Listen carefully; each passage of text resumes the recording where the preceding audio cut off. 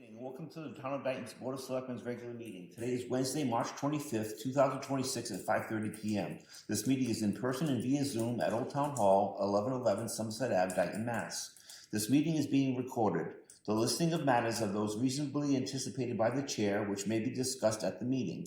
Not all items listed may in fact be discussed, and other items not listed may also be brought up for discussion to the extent permitted by law. Can we please have a call to order?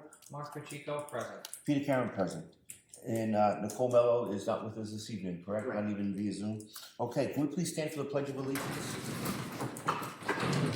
I pledge allegiance to the flag of the United States of America and to the republic for which it stands, one nation, under God, indivisible, with liberty and justice for all. Thank you. Mark, want to make that motion to go into executive session? Sure. I'll make a motion to go into executive session under Massachusetts General Law, Chapter 38, Section 21A2, to conduct strategy sessions in preparation for negotiations with non-union personnel or to conduct collective bargaining sessions or contract negotiations with non-union personnel, non-union contracts negotiations for fire chief, under MGL 38, Section 21A3, to discuss strategy with respect to collective bargaining or litigation. If no open meeting may have a detrimental effect on the bargaining or litigating position of the public body, and the chair so declares. Dayton Permanent Firefighters Association MOA, and under MGL 3821A7 to comply with or act under the general authority of any general or special law or federal grant and aid requirements. Approval of the BOS executive session meeting minutes of March 4th, 2026. I'll step down as chair in second. All those in favor? Aye. Mark Pacheco, aye. Peter Karen is an aye. So we're now going to go into executive session. If you can stop recording, we'll be all set, and then we'll return about 6 o'clock. Just returning from executive session, so we are now in an open session. And the first thing on our agenda is a moment of silence. I'm going to say everybody to stand in a minute. But we had 4 or 5 people leave us this past 2 weeks. Blanche Aguiar, William Appley, Diane Eisler, Joyce Sherman, and Robert Thunberg. So can we please stand and offer them a silence?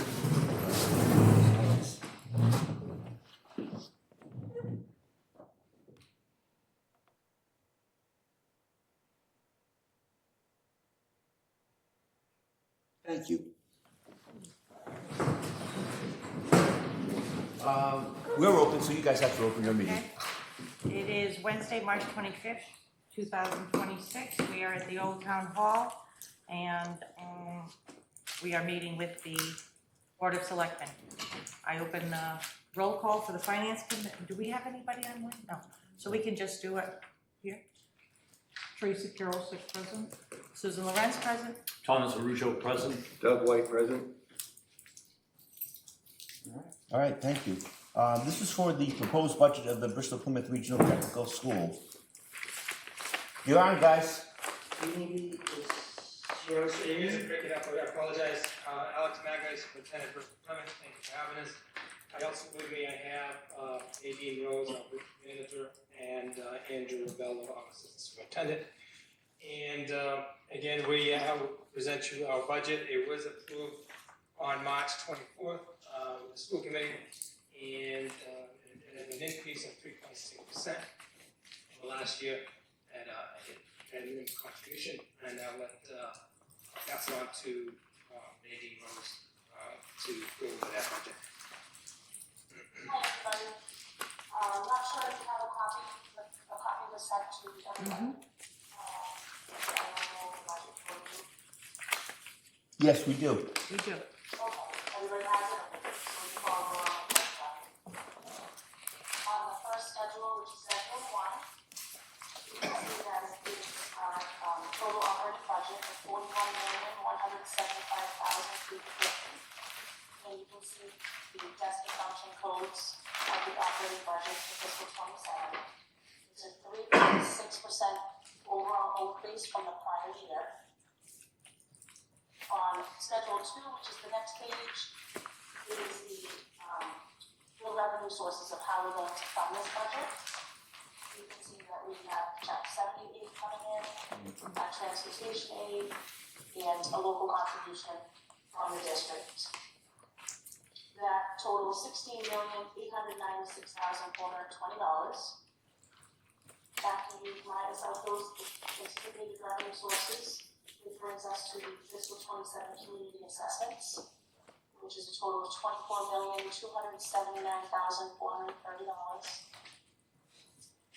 The next schedule, which is Schedule 3, breaks down all the 8-member communities and what their state minimum contributions are, the regional transportation assessment, capital, the debt and interest assessment, and the total assessment. And we can focus on Dayton's assessment number, which is $1,898,760. And you can see the amounts of the students in each member community in Dayton is 102 students this year. That is an increase 4 students from prior year. The next page is a comparison of the assessments. And you can see the 4 additional students for Dayton for fiscal 27, which is a 4.1% increase. And then overall, the assessment total is 11.9% increase for the town of Dayton. Aye. And we can answer any questions you might have about this fiscal 27 budget. You guys wanna go first? It's a lot to digest.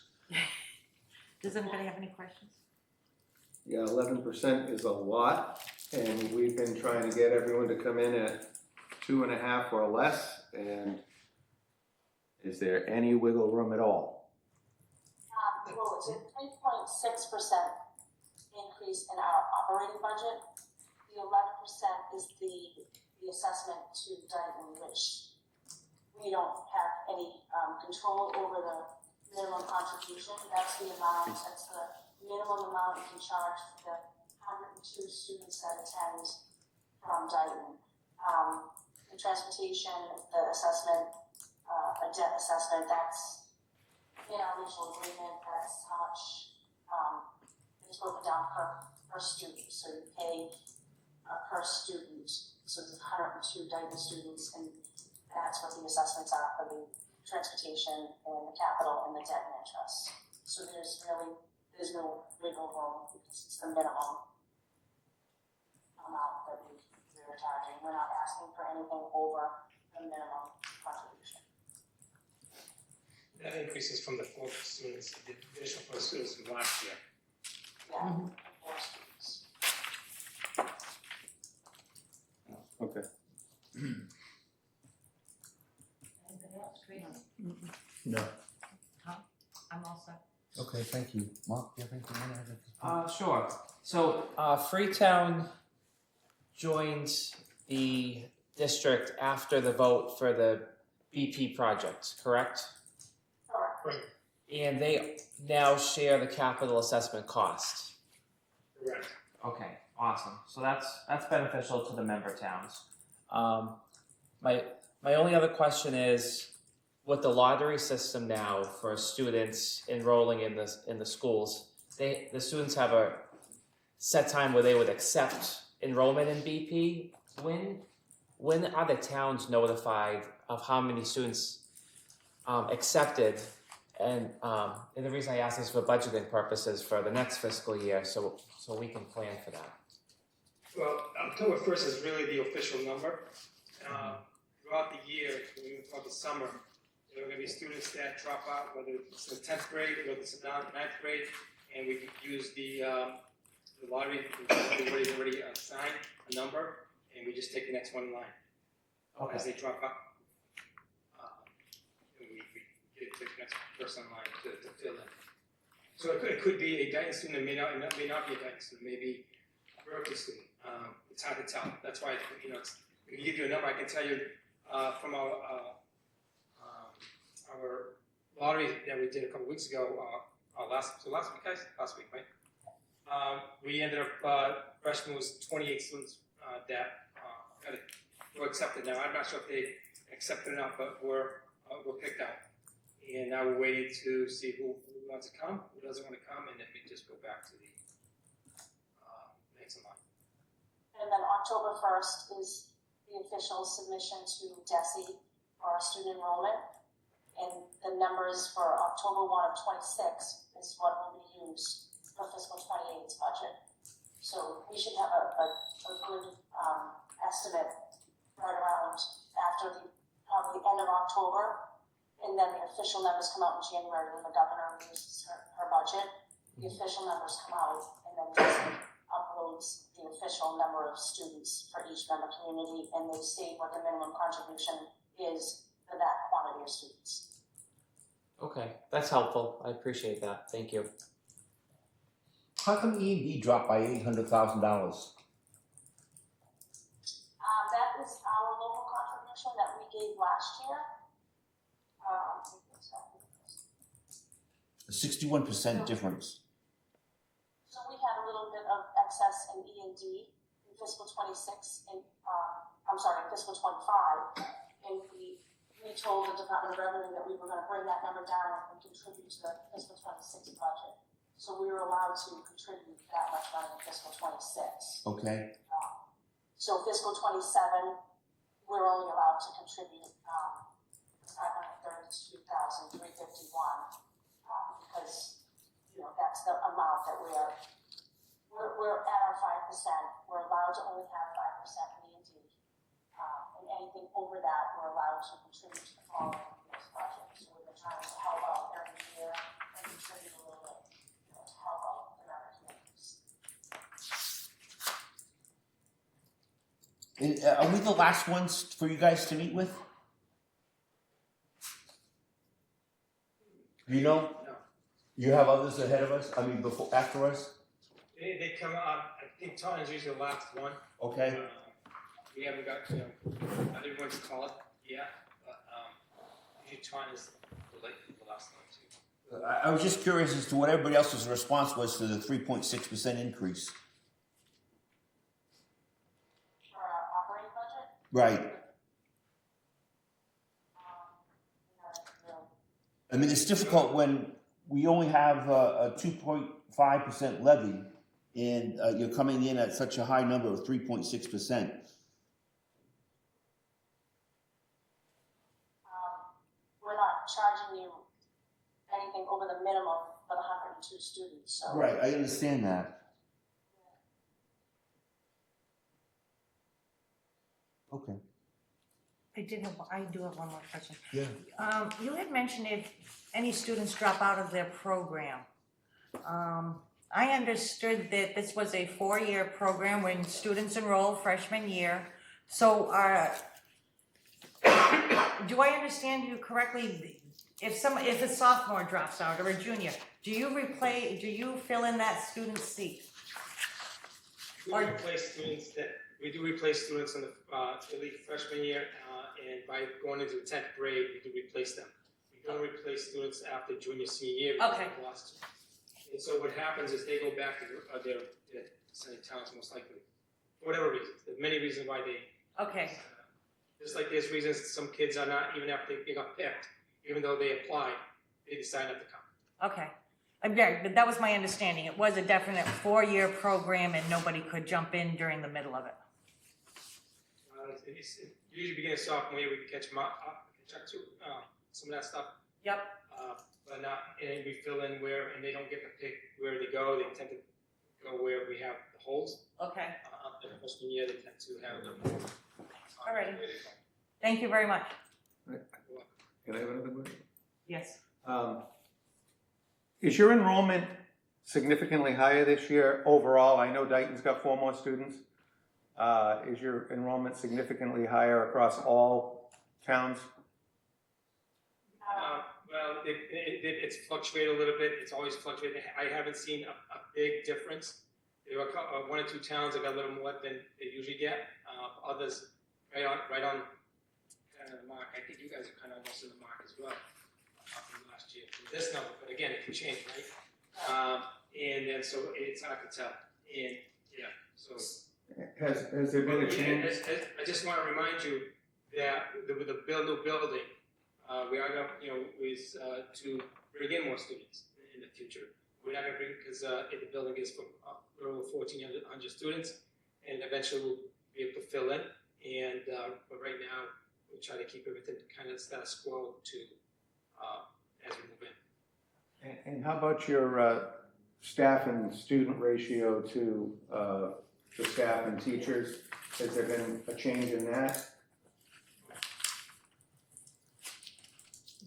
No change.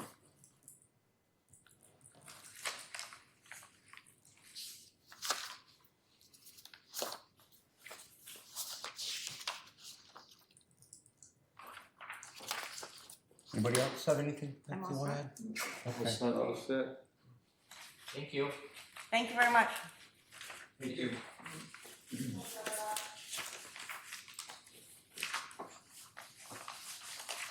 Okay, you guys can dissolve yourself and Yes, tonight's meeting. do you have a motion? Motion. Second. No, I can't. Motion to adjourn. Second. All those in favor? Aye. Aye. Thank you. Thanks, guys. Thank you, Karen.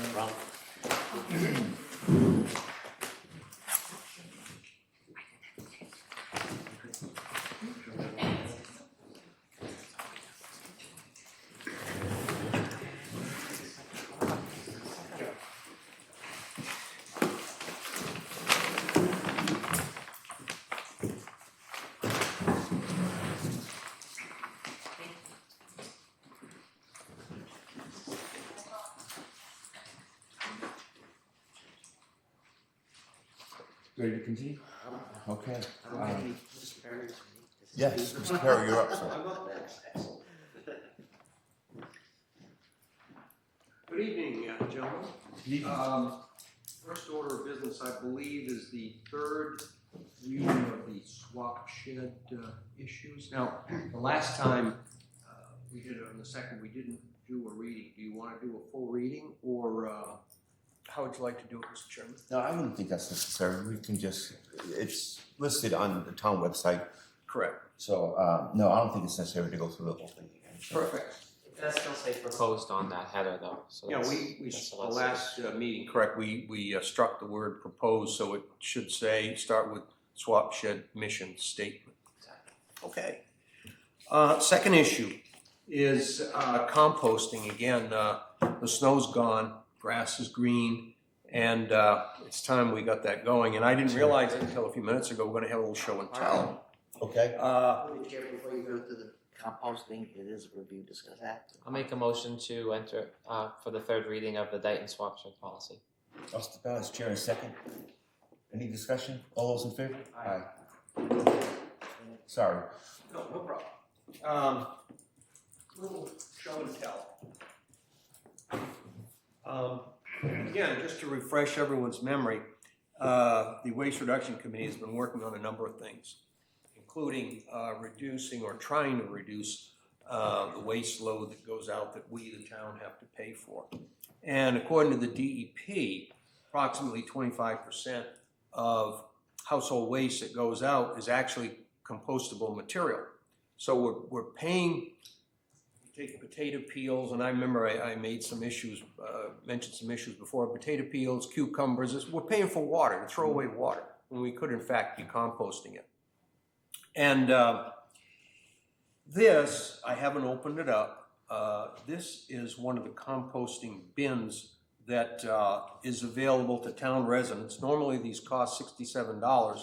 However, to town residents, they would be available at the Board of Health for $30. In addition, this countertop bucket is available for $5 at the Board of Health. It allows you to, you know, when you're preparing dinner or whatever, to put those scraps in here instead of, you know, leaving them somewhere, whatever. You can put them in here, then carry them out to your composting area. Full disclosure, I don't use one of these. However, I've been composting for some time, and not only minimizes my waste going out, but every spring, and I'm going to do it pretty soon, I get my compost pile, I go out and I add about a ½ inch of the compost to my garden area. Saves me fertilizer too. But I would encourage everyone out there to get in contact with the Board of Health, and we have these flyers that are available, which would give you the benefits of composting, and there's a little QR code down here. It is essentially a cookbook that will take you through how to successfully compost. And again, one of the big issues is, besides the composting, which derives you personally a benefit, you're going to reduce your trash bag usage and volume. Okay, you don't have to buy as many. We, the town, doesn't have to pay as much for transportation and disposal of the material that doesn't really need to go into the trash. Okay. Any questions about that? Anybody? Just on the use, how does one turn the compost in a bin like this? With a shovel, or, you know, a spade. So you take the sides apart and turn it and You then, can if you want to, or just, you know, dig down Yep. inside and flip it over. Okay. It's a process. Yeah. But it can be done. okay, that's the only question I had. Thank you. Any other questions on this? Thank you for bringing that in and for your efforts on the Waste Reduction Committee and thinking ahead. You know, waste is getting more and more expensive, and trying to think of ways to get, you know, like you said, water and these organic compounds out of the waste stream and keeping it right here in town makes a lot of sense. Well, waste reduction also means cost reduction. Absolutely. So, I mean, sure, benefits all around. And again, Mr. Chairman, if there's nothing else on composting, I had asked you, I'd like to read a statement. Yes, please. And to the general public indictment. As most of you are aware, there is an elementary Well, school. we have to vote on this first. Oh, I'm sorry. That's What are we okay. going on though? Whether we're gonna approve the flyer. No, we had already approved that, Mr. Chairman. I was just bringing it up. We had approved it several Was it meetings review, ago. discuss, I just and wanted act to bring it for up. us? I'm sorry? It's a review, discuss, and Oh, I'm act for sorry. the composting flyer. Do you have? We did. I'll approve it again if you'd like, because we did approve it before. This flyer? I Yes. believe so.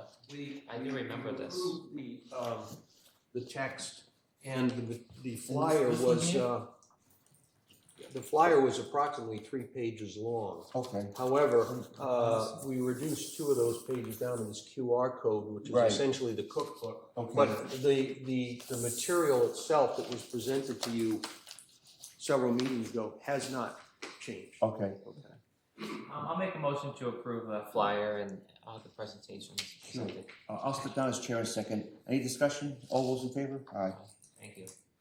I'm sorry. No, it's no problem, Mr. Chairman. Now on to the other issue, if I may. As most of you are aware, there is a elementary school building committee looking at longstanding issues with the elementary school facility. Full disclosure, I am a member of that committee. And public involvement in this issue and this process is essential. There have been 2 opportunities thus far for guided public tours of the elementary school to view issues involving structural and space concerns. There have been 2 public engagement meetings held at the DR auditorium for the public to participate in presentations and question and answer sessions. The attendance at all 4 public events has been disappointing. I strongly encourage you to attend and participate in these public meetings.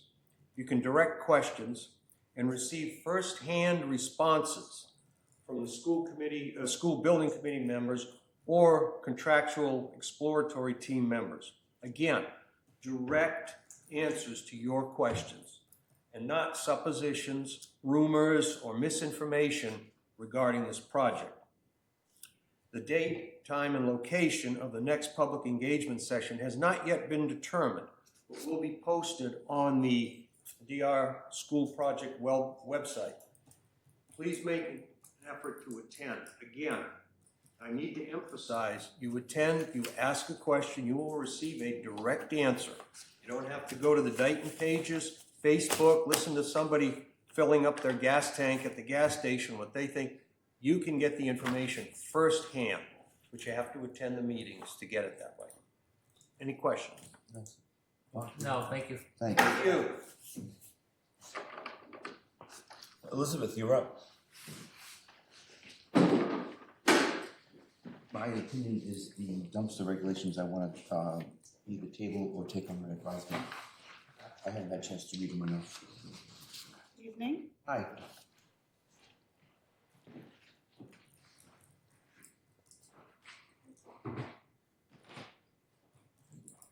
Whenever you're ready. Did you want to table the Porta-John regulations? Not the Porta John, the dumpster regulations. The dumpster? All right, so the Board of Health got together and created regulations for portable bathrooms. There was an incident that happened, a resident called and complained, saying that they witnessed a contractor relieving himself in the woods. So we want to put in place Porta-John regulation, just so contractors know they have to have somewhere for their, I guess for the bigger developments that are happening, because when it's just a house, usually it's not as bad, but this was a development that it happened. Yep. So they put those together, and with your approval, we would like to implement it. I had no issues with it, did you? I have a couple questions. Sure. ADA compliance, at least one ADA compliant unit must be available for construction sites and events if there are disabled workers or attendees. Was that, did that go through the ADA coordinator? Because I think one thing I've heard in past times when the ADA coordinator spoke about asking folks to identify if they have a disability. So making it contingent upon whether someone has a disability. I think it's, has it gone through Jonathan Gale? No, I haven't. Okay. So I would personally want to hear his input on it. And then also, I don't see anything about enforcement. So there's certain things that these folks have to do. You know, you have your setbacks and your requirements, but I don't see any like enforcement mechanisms if they don't comply. Is there? I think generally in the regulation there would be some sort of enforcement. Yeah, and they didn't implement a fee either yet, so I guess it was upon approval. What will we charge for it? So I put enforcement in it, so when I bring it back to the Board of Health, we'll go over that. Yeah, I would be interested to know what that looks like, because that's going to change, I would imagine, your duties and responsibilities. I don't know how like that would work. So Yeah. I'd like more information on that Okay. as well.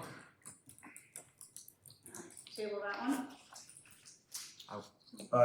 I'll make a motion, and unless, No, go ahead. okay, I'll make a motion to table the portable restroom regulations. I'll sit down as chair in a second. Any more discussion? All those in favor? Aye. Aye. So the dumpster one, I can that make one's a kind motion of a to big one. table.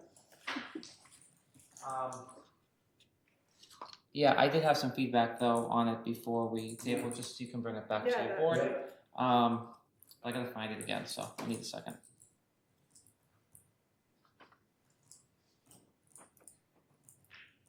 Oh, okay. So talking about dumpster use, what is AU dumpster? What does AU stand for? What page are you on? Oh, I'm sorry. Number 4, dumpster use for AU dumpsters within the town of Dayton.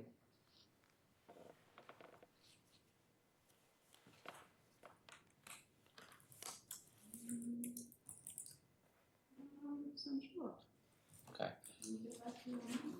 All right, that wasn't my question, but it was about, F. Each dumpster shall be located at a BOH and BOS approved distance from the lot line and street line, so not to interfere with safety, convenience, or health of an abutter, or safe use of a town roadway. I think it should, Yeah, there needs to be a certain amount. needs to be a certain amount, but I also personally, it says somewhere in here that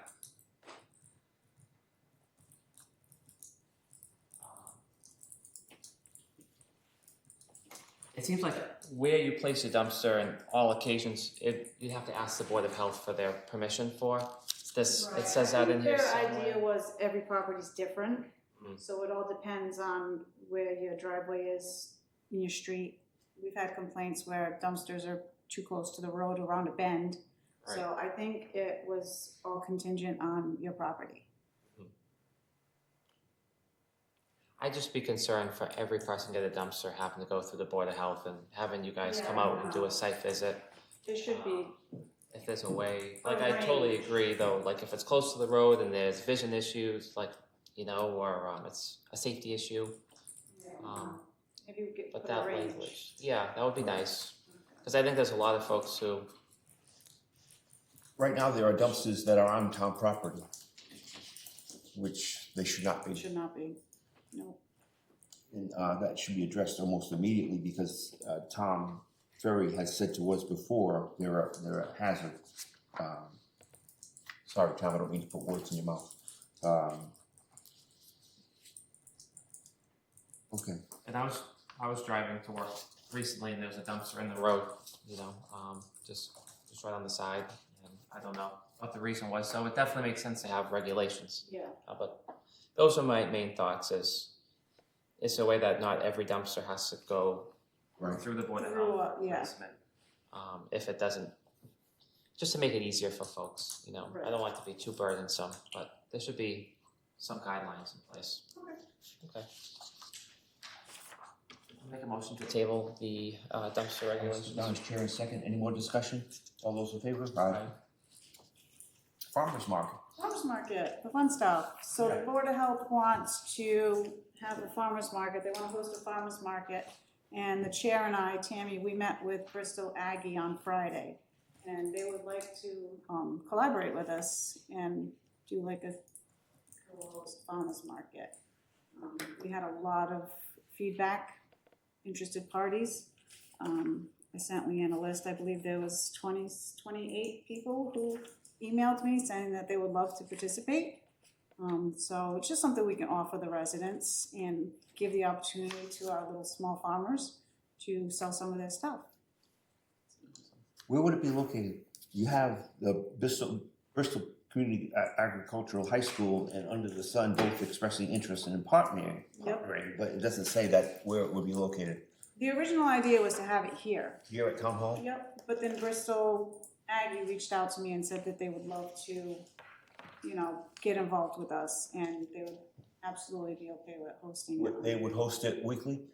It'd be monthly. I'm sorry, monthly? Yeah. Yep. Okay. So who would be running the farmers market? Is it the Board of Health or Bristol Agricultural High School? It would probably be both of us. I'm in touch with Karen, so I think originally it'll start with Board of Health running it and see how it goes. I know Under the Sun was interested as well, so I don't want to cut her out because she's, you know, small. So I think just collaborating with the three of us. Right. Awesome. Has this gone to the Board of Health? Have they discussed this idea? They did, yeah. They're 100% Great. excited about the You can idea. sign off on it. I think it's great you guys are thinking out of the box and finding cool things to offer the residents and small businesses. Yeah. So I think that's pretty cool. Yeah, and we think if it's a success, a monthly event. I know Somerset does their SOM, the open air market, and they get pretty good crowd going, so we're hoping to, you know, offer it monthly for the residents of Dayton. I would say if it is on Town Hall campus and it's outside, I would say do a facilities request, you know, that go back through the board. If for this, do you need any permits? Like, is there any food inspections that go They would along have with this? to, pull permits. The board did discuss not having, right now our temporary permits are $75, so they wouldn't want to charge that much to small farms. Right. So I think I want to say it was 25 they voted on, so $25 for anybody to participate, to make it, you know, people want to come. Right.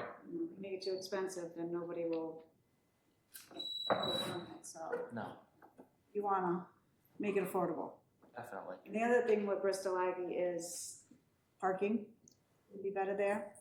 You know, just having, we probably have staff that would volunteer to help the traffic flow. Mm-hmm. So we did think Bristol Aggie would probably be better. It would depend on, you know, what they have going on and what we have going on. I know I put some dates in here that the fields are already taken. And then I didn't wanna clash with any other events that are happening. We have the 250th anniversary, Bristol Aggies doing their expo, so it's a lot of stuff to take into consideration. Definitely. My last question is, if this does turn into a monthly thing, is this something that's a part of your scope, and would it result in a coverage issue for the Board of Health, like for your hours? Or is this an overtime thing, or how does that No, I work? would adjust my hours to tailor it to not going over, so it would be fine. Okay, so this will be coverage in the office, because this is outside of business hours. It would be weekend, yeah. Awesome. Thank you. We're So are excited you about looking it. for an approval just to continue to move forward with this? Yes. Okay. I'll put that in the form of a motion. Sure. I'll stick down as chairman second. I think it's a great idea. Any more discussion? No. And all those in favor? Aye. Aye. Thank you. Awesome, no, thank you. We're excited, we can't wait. Yeah. And then your Facebook page. Yeah, so we just want to have a platform where we can get more information out to the residents. This board has been really great. Like, we have, Tammy who's law enforcement, Chris who's health background. So, and the nurse really expressed interest in getting involved, and she wants to do like a monthly memo for residents. And if we had our own platform, I'm sure Karen can. I email Leanne all the time. Can you post this? Can you post this? Can you post this? Leanne's like, you need your own page. Sure. So if we had a way to get more information out, like we have a mammogram van coming in, we have the blood drive, just the farmer's market. So everybody's on Facebook. I've tried not going this route, but I think just to get more eyes on what we want to offer, it would be helpful. I have no issues with that. I think it's a great idea, especially if you're wasting time. The steps to go through Leanne. Right. I don't think you do it, Karen, do you? No, Just no, pretty much I Leanne. can't. Yeah. It'd be nice to have one of your own. If that's what the board wants, I'll support it. But my thoughts in general, not specifically to the Board of Health, but I've seen a lot of different Facebook page requests come through the board. And some groups post very frequently, and it's a great source of information. But there's a lot of boards and committees who have come to us for Facebook pages who post very infrequently. And I think the town of Dayton does not utilize their social media enough. I don't think we post a lot on our social media page. So for residents in general to follow 4 or 5 different town department pages or board pages, I like a one-stop shop. Town of Dayton's one bucket. It's just to kind of get as much information through the town Facebook page. Personally, that has the biggest following. And also, if folks do post inconsistently, I've seen like some boards and committees start out strong and then they post very infrequently. If it goes through the town of Dayton, it's gonna get a broader audience than a board that doesn't post so much. But if that's what the Board of Health wants, I will definitely support it. But I would still encourage posting through the town page as well, because you're going to get a different audience. Yep. And the town of Dayton does have a Facebook page, a social media policy. So part of that is, credentials. So I would suggest the board read that and make sure we comply with it. Yep. I think it's important for contingency planning that we follow that policy. So with that said, I'll make a motion to approve the Facebook page for the Board of Health as I'll presented. sit down as chair in a second, but my only, don't let it go dormant.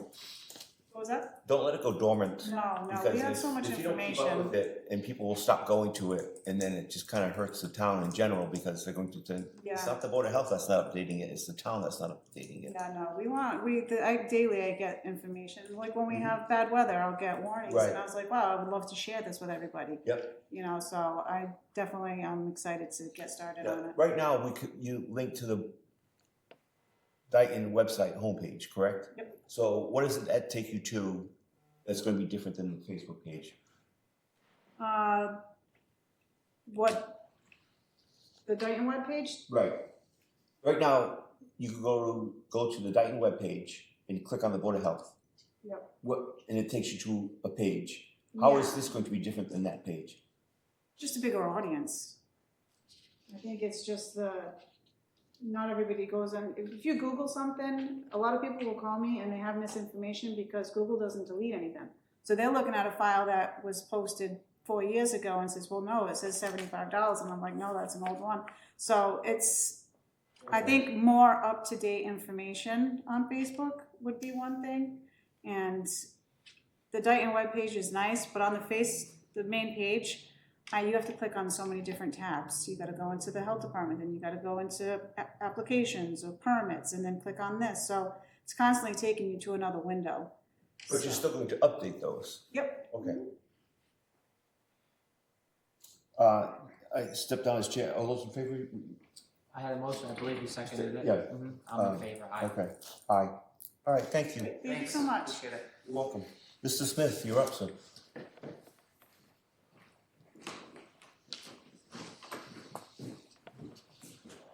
Good evening. Good evening. I'm here on behalf of Parks and Rec, but I'm also here on behalf of the Salemi family. I believe you guys received some correspondence from me. If you'd like, I'll just read that kind of email briefly just to give it Sure, if you don't mind. So I wrote to the Board of Selectmen, on behalf of the Parks and Recreation Commission, I kindly request that the Board of Selectmen accept the donation of a memorial bench to be placed at Tricentennial Park. The Parks and Recreation Commission received this request from the Salemi family late in February of this year. The commission discussed and voted to bring this request before the Board of Selectmen for their approval. The Salemi family chose Dayton for their family in 2018. Tragically, they lost their daughter in September of 2025. Savannah was a graduate of Bristol Plymouth and loved being a part of the community here in Dayton. Her mother, Ariana, found some serenity while visiting Tricentennial Park and requested that a memorial bench in Savannah's memory be placed there so that she could always be a part of this community. We on the Parks and Rec Commission wholeheartedly support this request and ask the same of the Board of Selectmen. The Salemi family has provided us with a rendering of the bench and will be purchasing it. We have pledged to assist with placement and creating an appropriate foundation for the bench to be placed upon. Beyond the opportunity to create a lasting memory for the Salemi family, we also feel this is a worthwhile addition to the park where all members of the Dayton community can sit and embrace the beautiful serenity that Tricentennial Park has to offer. I had a rather lengthy conversation with the family, and they expressed they desire to have this bench done, and we talked about some other options, some of the various options that they had explored, and as the Parks and Rec Commission, along with them, had decided on the rendering that was sent along to you as well, just for our final choice, and that was actually their first choice for a bench to be placed there. And like I said, I came to represent not just the park's decision, but also the family, because as you can imagine, this is a difficult Absolutely. thing for them to speak Where is it about. going to be located in the park? So we haven't come up with an exact location. All this kind of happened right when we were in the middle of Snowmageddon. Right. Hammered with snowstorm after snowstorm. So they're currently working on having the bench made. Yep. And then the family and the Parks and Rec Commission are going to meet on site to decide, an exact location that works for all of us. I know we have some other agenda items with some park bench placements, so we'll kind of all work collectively to find a spot. And I don't know how familiar you are with Tricentennial Park. The only existing seating, there's a couple picnic tables kind of close to the parking lot. I think the point of this is to kind of set it away from there, so you're actually entering into the park maybe more towards the summer, like closer to the Somerset side, like a quiet spot to go sit and reflect within the park. I'm assuming you're going to involve Mr. Ferry in the town highway department? Possibly. The family is going to provide some specifications on how the manufacturer of the bench suggests that it be placed. Yep. So there may be some very minor excavation to be done to create like a concrete base. About the location of the bench? So that's all of that is essentially pending. So again, we will refer with Mr. Ferry to make sure that there's nothing in the ground that based on the depth of a base that needs to be created. So we'll all coordinate, to make sure that it's set properly and Right. in a good location for Okay. everybody. I think there's a fire hydrant down on one end. There's some other obstructions that might be in the ground, so we'll make sure we're mindful of placing it in a location that's proper. Great. Yeah, I think it's a great thing to do. Yeah, I think, it's not a request that we get every day, and I think it's a wonderful opportunity to really make, a family that chose Dayton as their home to feel like they have a lasting memory of a loved one, so. Mark, do you have anything? No, it's a moving request, and it's an honor to honor Savannah, and I'm happy that we can have one small part in making that happen. So that's my only comment. I can make a motion if you'd like. Yes, please. I'll make a motion to approve the request from Dayton Parks and Recreation Commission as presented. I'll step down as chair in a second. Any more discussion? All those in favor? Aye. Thank you for being here. And I'm gonna hang out too, just for the next. Sure, because absolutely. I might have a couple. Emma and Cameron, you're here. Hi, guys. Good evening. My name is Cameron Shook. This is my sister Emma Pagania. Hi. We're coming before you guys to propose our Eagle Scout project. Sure. So we have a small presentation prepared for you. Emma will go over a quick brief overview of what the project is, and then we'll get into some more of the details. So this project proposes building benches to install along trails and in recreational areas in the community. What we're thinking is that it will enhance usability and accessibility in these key locations we've selected and are hoping to have approved. And it will ultimately aid for the elderly on these trails, families with children, or people who are just out for an extended time. And by providing this accessible seating, it will support community well-being by promoting outdoor activity and social interaction and just a greater appreciation of the outdoor areas. So the construction of the benches, all the benches are made up of 2x4s and concrete as the legs. The concrete is pre-poured, not on site, and then will be brought in. And then they will be screwed together and bolted together and placed on the location. All the materials have already been donated to the town via the Trails Committee, and we have taken them over from Mr. Ferry. And we're just going to go into some of the locations that we're proposing that these benches can go. Sure. Before you continue, the 2x4s, are they pressure treated or just? Yes. Okay. Go ahead, please. The first location I'm proposing is by the boat ramp. It's it's a beautiful location, especially on a nice spring day that we're getting coming up. To go enjoy the weather by the water. Currently, there is not a lot of seating available, so it'd be great to add this addition so the people in the community can enjoy this beautiful spot. Sure. Similarly, the Berkeley Bridge on the Dayton side, of course, there's a picnic table further up, further towards parking, but not really much down by the water, so it would be great to have down there. We're proposing to put 2 benches in Broad Cove because it's a vast place there. The Hart Street area doesn't have too much for seating, so we've gotten some community input about that, wanting some sitting over there, especially for folks who have been on the trail for a while and are looking for a place to sit down and rest or take in the view.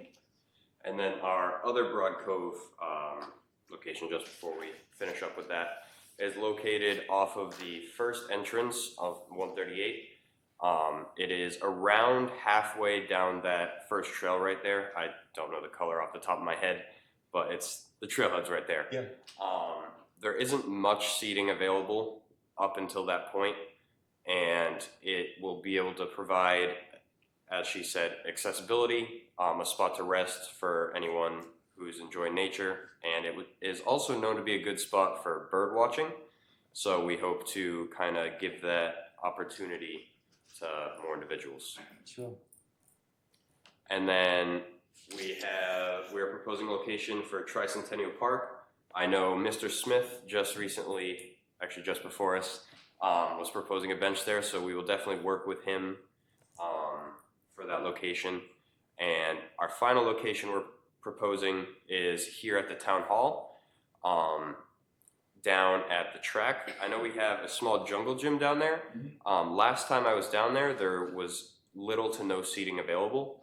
And for this location, I'm proposing just somewhere in that general area so the people walking the track don't necessarily have to go all the way over to the viewing stands, or parents can watch or supervise their children over at that jungle gym. So those are our locations. Yeah. If you guys have any questions, we are always open to answer them. Sure. What inspired you to do this? So did you experience something that said, this is what we need, or you just, how did it come about? we were approached and had this project proposed to us. Yeah. And we decided to take it over to help other people in the town. And I personally know some people that have been asking for more seating, especially down here at the town hall and whatnot. And it's just something that I think will be able to benefit everyone. Sure. And who's donating their funds?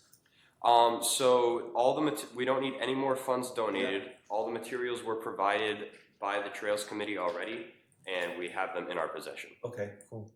Great. Mark, do you have anything? I can tell you guys put a lot of thought and effort into this, so I want to thank you guys for that. Thank you. And it sounds like you've worked with other boards already, which is pretty cool. My first thought is a lot of these things are pretty close or in wetlands, and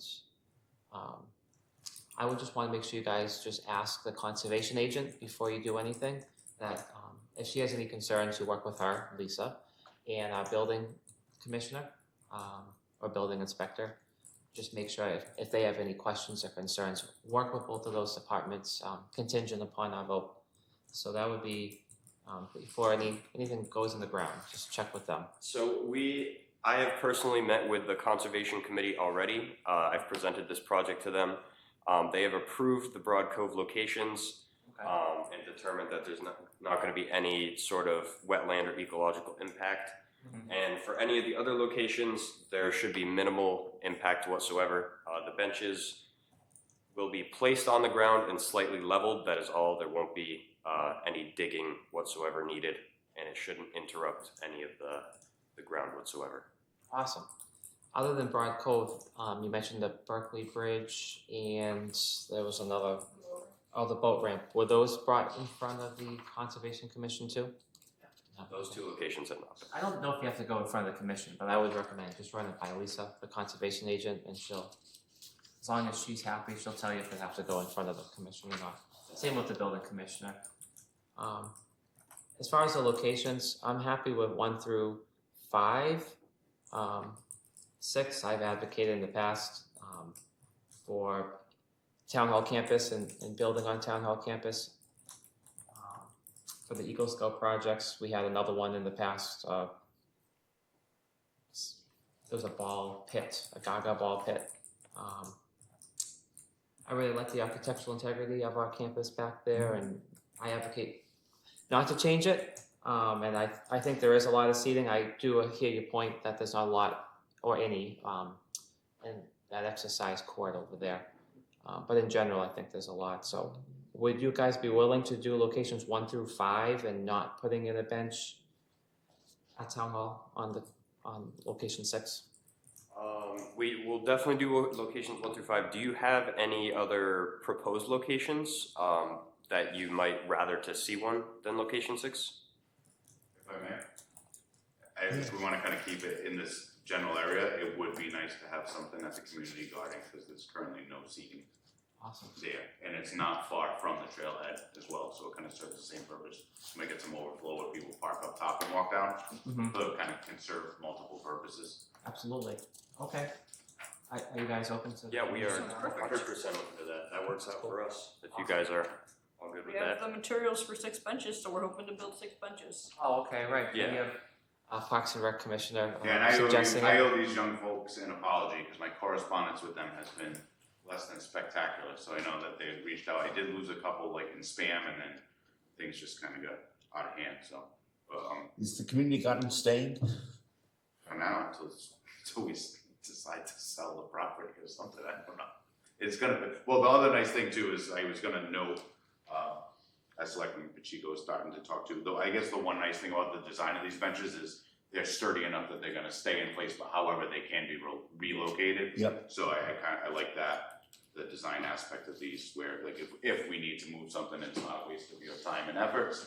We could, if something evolves and changes on at any one of these locations, they can be relocated, which is nice. And you guys can get in touch with us if they ever need to be moved, or you can take the liberty to do so yourself. Awesome.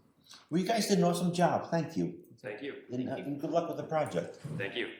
Congratulations. I'll make a motion to approve the project as presented with thanks and appreciation. I don't know if it was just a presentation. I don't know if it was a. Yeah, we were looking for you guys to just approve for it? the locations. Oh, okay. Oh, sure. We can do that. I'll step down as chair in second. Any more discussion? All those in favor? Aye. Aye. Good job, guys. Thank you. You should be proud of yourselves. That was a great presentation. Thank you. Want to read the announcements, Mark? Who actually signs? Ralph or? What's that? Who actually signs here? Yeah, Ralph can sign it. Alrighty, that Dayton Highway Department public notice. There is a townwide parking ban in effect April 1st, 2020 through April 1st, 2026. No person shall allow any vehicle to remain in the street so as to obstruct snow removal. The Dayton Highway Historical Society invites you to a special research day on Saturday, March 28th, 2026 from 10 a.m. to 2 p.m. at 1217 William Street. Explore stories behind Dayton's historic homes, perhaps even your own. The Friends of the Dayton Public Library will once again be sponsoring Meet the Candidates Night on Monday, March 30th at 7 p.m. at the Dayton Middle School. This annual event is your opportunity to meet the candidates running for an office in the annual town election and ask your questions. For more information, please call the library at 508-669-6421. The annual town election will be held on April 11, 2026, from 7 a.m. to 5 p.m. at the Dayton Elementary School.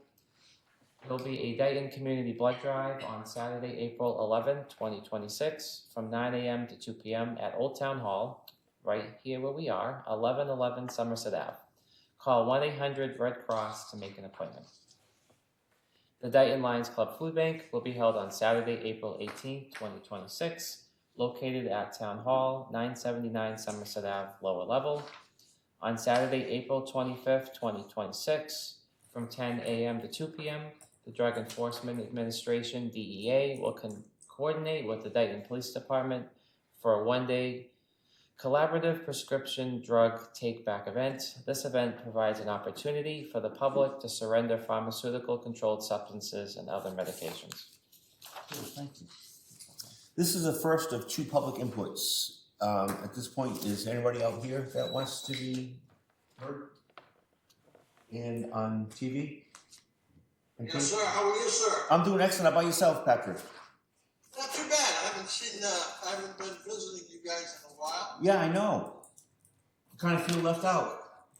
I just witnessed your town administrator execute a document for the Boy Scouts. Yep. But I didn't notice that he had a copy for the town records. That would be a public record, since it was used as an exhibit or a document during a meeting. That should be listed in the meeting minutes, and that piece of paper should be available on a public records request. And I don't know that the town administrator has a copy of what he just signed.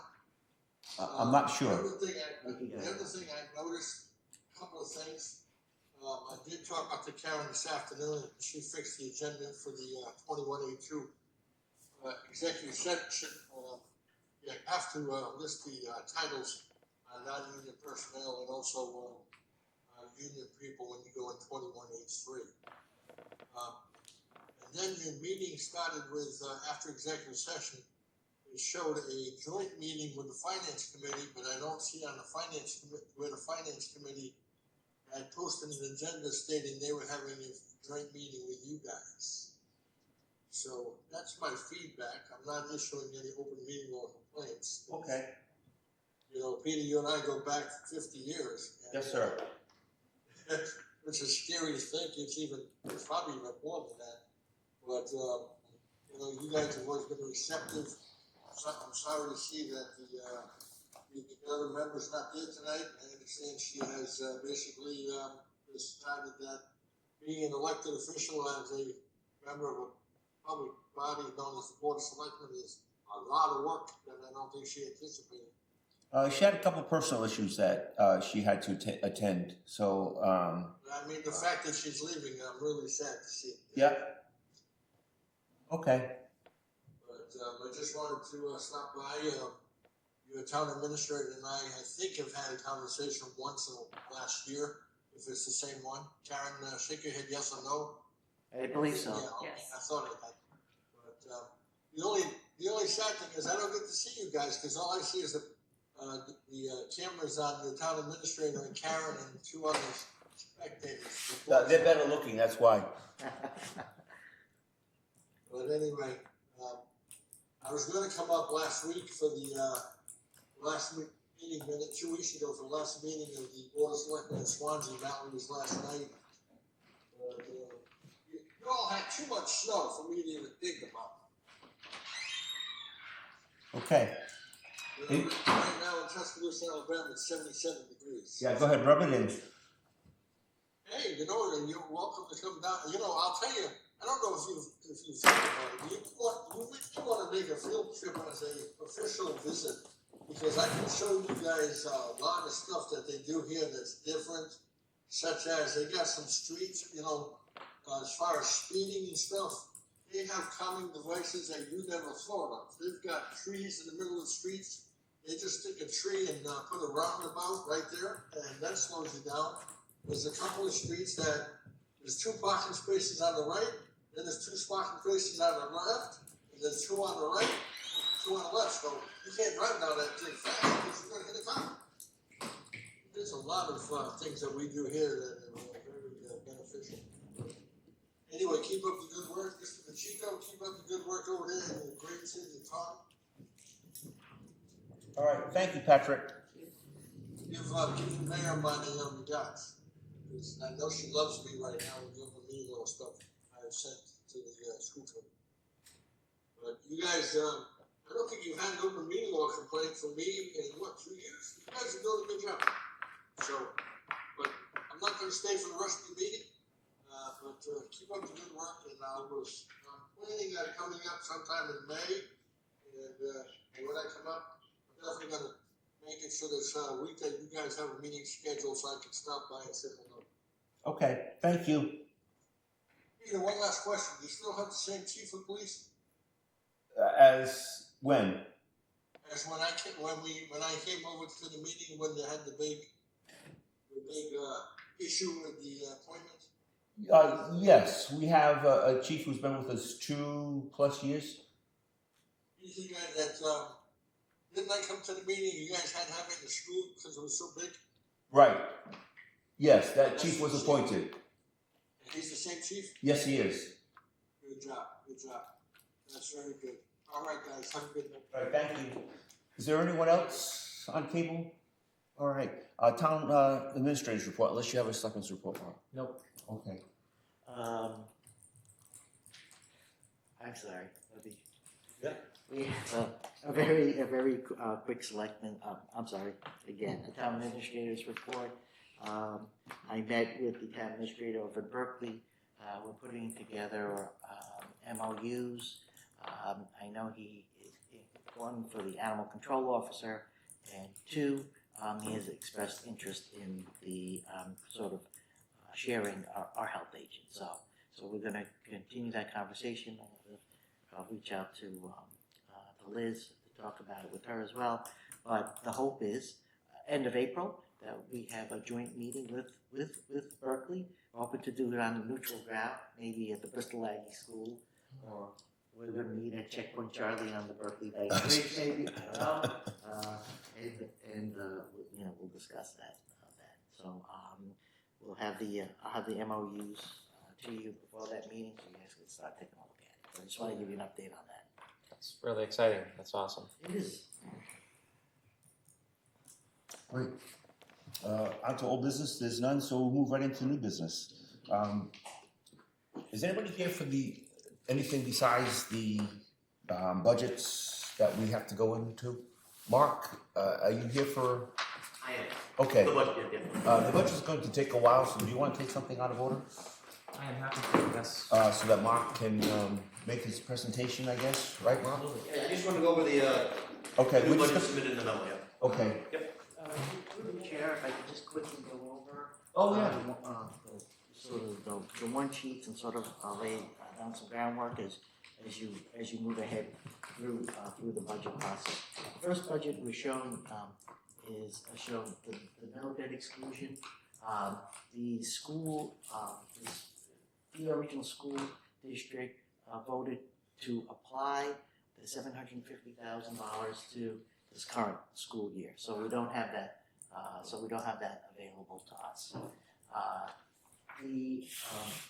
Just so you can see, the big thing. Yeah. I could reach out to them and see if they can change that. I spoke to the superintendent. I could reach out to the school committee. Yeah. And see if we could. Okay. See if they could change it. But it's just right now. Currently, this is where we're at. Yeah.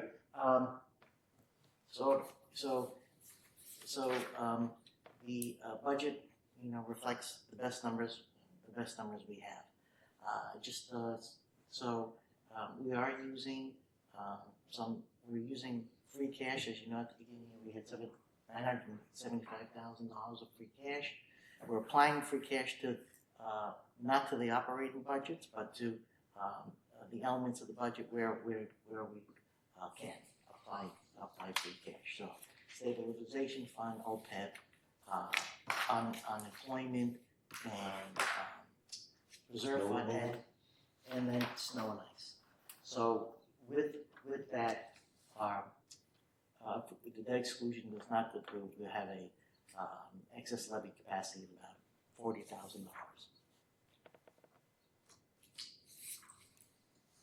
This is if we do get the debt exclusion, I think the big thing here is we are not using any, we're not applying any of the free cash to any of those one-time fees that we can. So it would give us an opportunity to apply the free cash to our capital needs. Even without that, we would have an excess levy capacity of approximately $145,000. So I just wanted to give you that update as you go forward with your budget recommendations. And are those numbers with your town, like all your town administrator recommendations, like using that column? Yes. Okay, thank you. Yeah.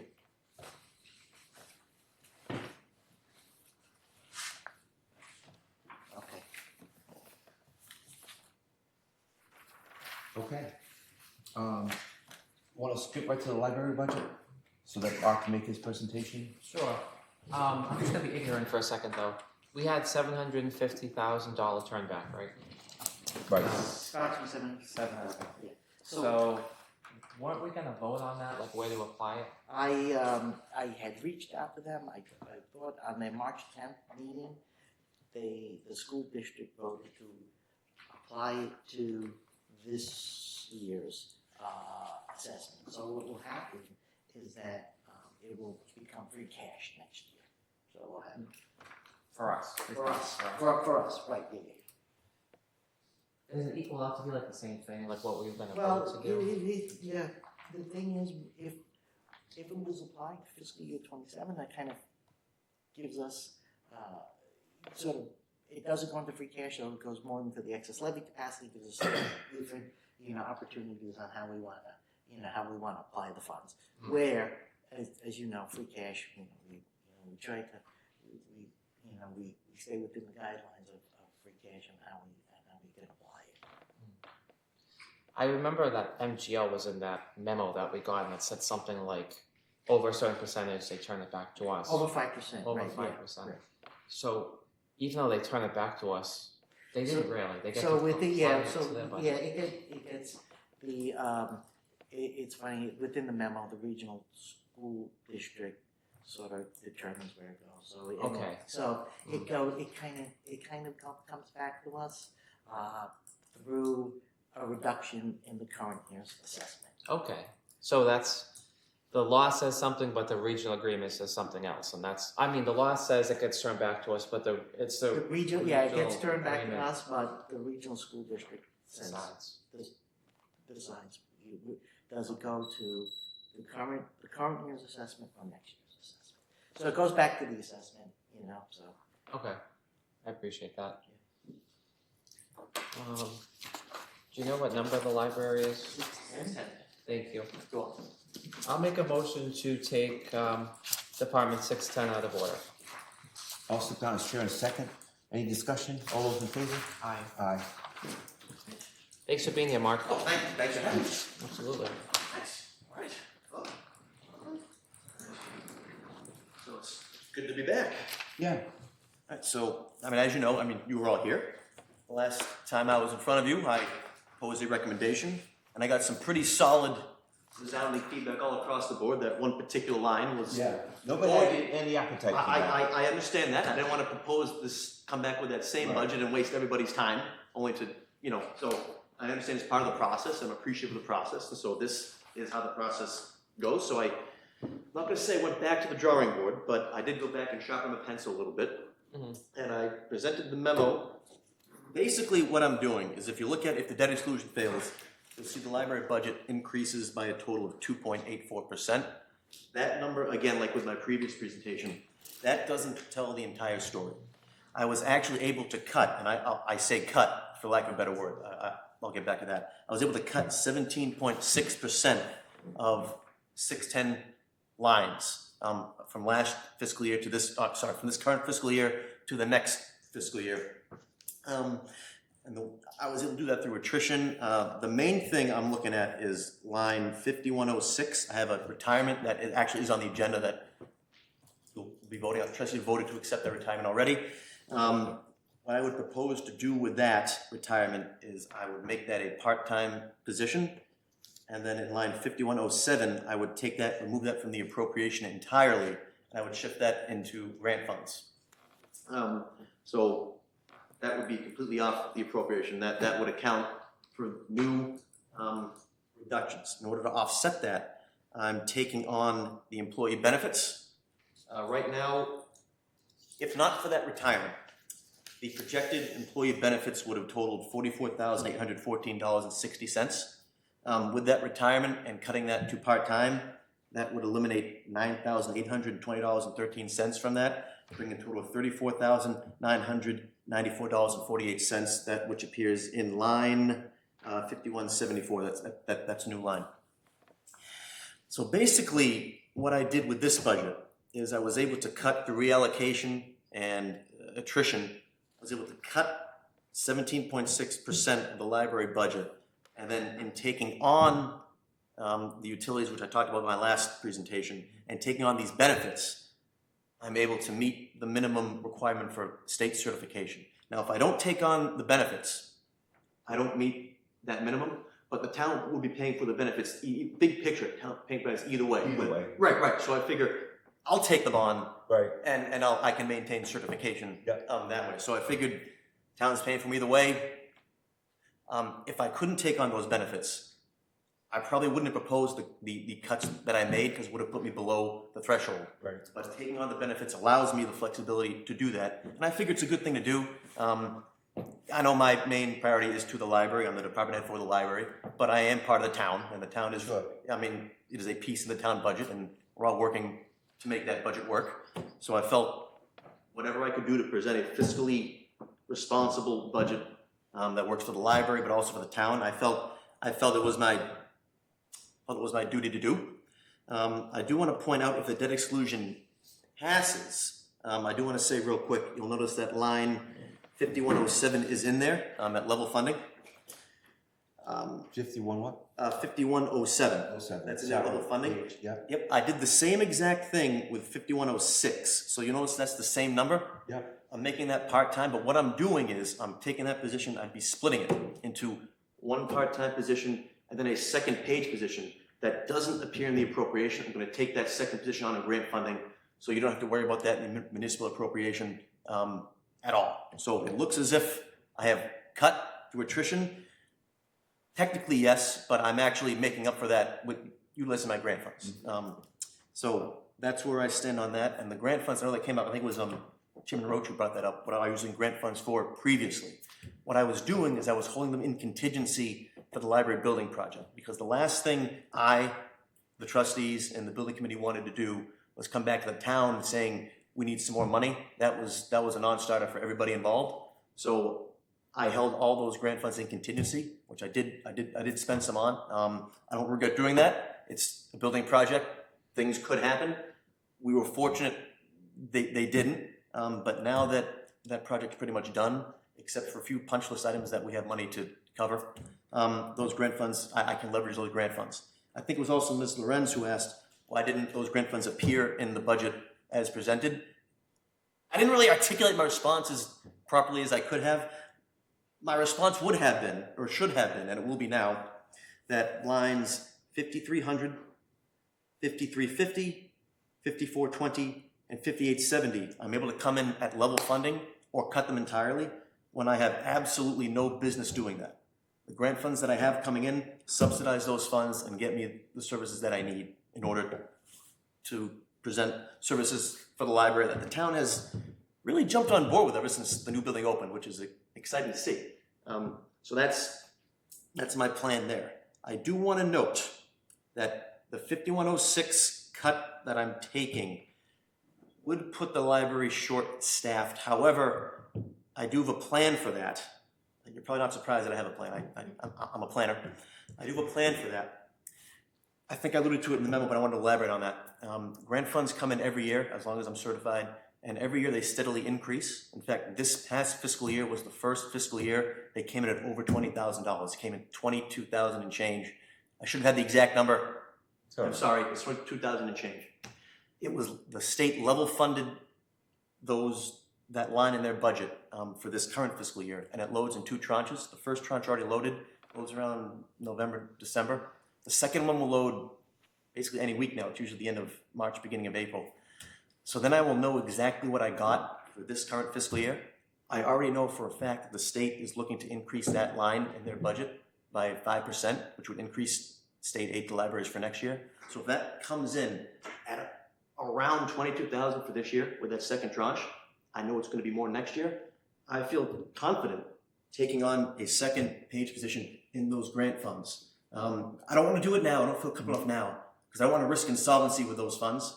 Like no matter how much I have in reserve of those funds, I can't be spending more than what I'm taking in. I don't need to tell you that, but I can't be doing that. But if I can get enough to sustain two page positions, I would do that, and that would give me level service for the library in terms of staffing. I'm not comfortable to be there yet, but I think that's a path.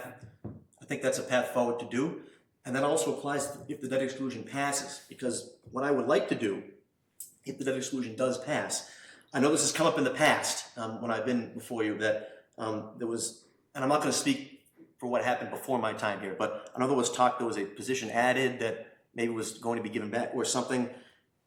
If the debt exclusion passes, I would take on, and the grant funds convey the way I think they will for the future, I'd be looking to remove 5107 and take that on the grant funds as well if it passes. I wouldn't do it right away. I'd sort of stagger it. You know, maybe next year I'd ask for maybe 10,000 or maybe 8,000. I'd stagger it till it's removed completely. That's the way I'd like to do it. I don't feel comfortable doing that yet, but I have plans to continue a fiscally responsible budget that helps the library and works for the town as well. So that was a pretty long preamble, but you know, I haven't met a podium I don't like yet. So Excellent job. thank you. I do want to point out one thing in the memo I wrote on the second page. The third full paragraph on the second page. I talk about a proposed 17.6% reduction And then in 2 lines later, I say a 17.1% reduction. I wanted to clarify that because it was clear in my mind, but it may not be clear, so I want to clarify what I mean by that. I was able to cut 17.6% of the budget, 610 budget last year compared to this year compared to the next proposed fiscal year. You will notice that if the debt exclusion fails, I added $2,000 to line 5510 to keep us in line with Massachusetts standards for that line. So adding in the deduction of the cuts plus that increase takes that 17.6% reduction and makes it 17.1% reduction. So it wasn't a typo. I wasn't deliberately being confusing. That it came across as confusing because there's 2 different numbers, but 17.1 is the number when in totality, basically. So that's all I have to say. I'm happy to answer any questions, but I'm hopeful this budget will work because there were some recommendations thrown out to me, and I took those in and produced this budget that I know this would meet the library's needs. I hope it meets the town needs as well. So I'm here for any feedback. And like I said, 5105 stays level funded. Right. Thank you for doing that, because it was the opinion around the entire room that it remained the same. I sensed that, and I'm not going to buck the entire room. Yeah. Have you thought of using interns, or can you use interns from the school, high school? We have a few volunteers, and they're going to help doing reshelving books, covering books. Covering books is a big thing that's going on now because in the old setup we weren't really getting as much circulation. Mm-hmm. That makes sense. So books weren't getting handled as much, but now they are, and we realize we got to cover. So that's again, they're helping. You do use them. We are. Yeah. They may not be interns, but they're volunteers for sure. Okay. I guess same thing, pretty much. Yeah, right. depending on who you ask. Yeah. Who you ask. Yeah, Sure. So we're utilizing that as well. I'm trying to utilize every lever at my disposal. Yeah. Great. Do you have anything, Mark, that you want to? With your plan for The one I proposed tonight. no debt exclusion option Yes, with your plan. correct. And the attrition that we talked about, we Yes. have a retirement. Mhm. Are we able to keep all of the positions, all the folks employed in the library with the no debt exclusion option passing and your plan working out as presented? Yes, everybody who has a job currently in the library will maintain their job as they have it. That's amazing. Yes, that was one of my big goals. And this went through the library board of trustees. They voted on it. Correct. They voted on it. Was their sentiments similar? Like, that's amazing that we're able to. What's the sentiment? Is it like a positive sentiment of the board? Yes, it Like, at is. least- They had questions about the cuts, and I explained the plan I just made about taking on the positions with the grant funds and all that, and that they like that. They like that. They understood there may be some short-term schedule maneuvering to make ends meet, but I was able to convey to them that there is a light at the end of the tunnel where staffing would maintain. And in fact, I'm taking a 35-hour week position and splitting it into 2. Ideally, the end game is to 2 19-hour positions. So I'd actually be gaining coverage if my plan, and I think it will, bears out. So they were feeling pretty good about that too. That's cool. The script funds that you mentioned. Yes. Is there any restrictions on that? There's no restrictions. No restrictions at all. That's awesome. I was able to use some for the building project. I'm going to use some for staffing. I use some for all these lines here. Yeah, no restrictions at all. And the language is written as such that there's no appropriation of those grants needed through town meeting. It's through the discretion of the library building committee or yourself. Could you repeat that? The library committee. So some grants would require like appropriation at town meeting, and some have no restrictions. Like you could, or your board. Maybe it's a question for the town accountants. It's the trustees' decision. The trustees' decision, so it doesn't have to run through town meeting. Correct. Use those grants. Okay.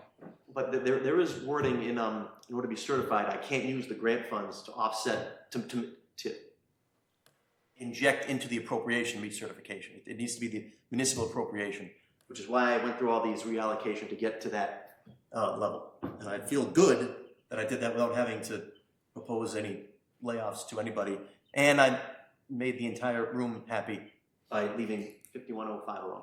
You always do. Just say that. I try. It's not easy to do sometimes. I noticed under town admin recs, I don't see a COLA in there, but did we talk about, I thought you added COLAs. That includes, that includes the COLA for the director, for the. Hold on 1 second. The director's salary, that does not include the 2%. We must have missed it the other day. I just counted. Oh, no, are you talking 5105? I'm talking 5105. On the no debt. Right. Yeah, I just left that level. Okay. I must have missed it. So you did a 2% for everybody? Yes. Okay. If I can speak to the board, Mark did an excellent job. I just want you to know as you go through it. His originally the delta between what was proposed for the library and my recommendation was about $80,000 delta, $77,000 delta. By shifting benefits to the library, we're reducing it from another line by putting part-time, and we're taking that line down. So the delta is now $30,000. So just so you know what Mark is proposing is approximately $30,000 more than my recommendations. I just want you to be aware of that.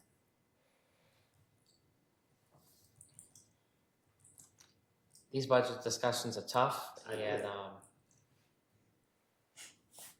different ways we can go about it, and I don't know, I feel like you just ran with it, and you guys are the subject matter experts. You guys took our requests. Instead of us working at odds, you guys, in my opinion, work collaboratively with the town and us. I think that's part of the process. Absolutely. That's what the process is, I think. Yeah, I guess, that was special though, because it could have been done a different way. So thank you to you. Thank you to the board of library trustees. Personally, I support the budget as presented minus the COLA. I want to add that in. I don't know about you. Mr. Chairman? Minus the cost of living for the librarian? No, I want to make sure they get the COLA. Oh, It's okay. still in there. Right. Yeah. Yes. Because we didn't put it in. It's not in here by, right. No, if I may, the only reason I didn't include that is I had thought at one point the selectmen voted on no raises for non-union employees. No, we haven't discussed it yet. Oh, okay, then I must have got, okay. You're fine. That's all right. Okay, so, yep. Serena, we're like tweaking everybody, so we'll make each recommendation to include the COLA. But, I mean, let's just, I didn't put myself in the negative, so, Yeah. we gotta start there. Right. Excellent job. I wish everybody was as thorough and as creative as you are. Sometimes you gotta think outside the box. You do. And I think it's gotten a lot better since we adopted the zero-based budgeting, but it's still, people don't look at it from every way possible. And you did an outstanding job. And you still do. Thank you. I mean, we hear nothing but great things about the library, and I can't say anything more. It's phenomenal. But thank you. Thanks for tonight's presentation. Thank you. I do have a couple questions, if I may. I know it's budget related, so Yeah.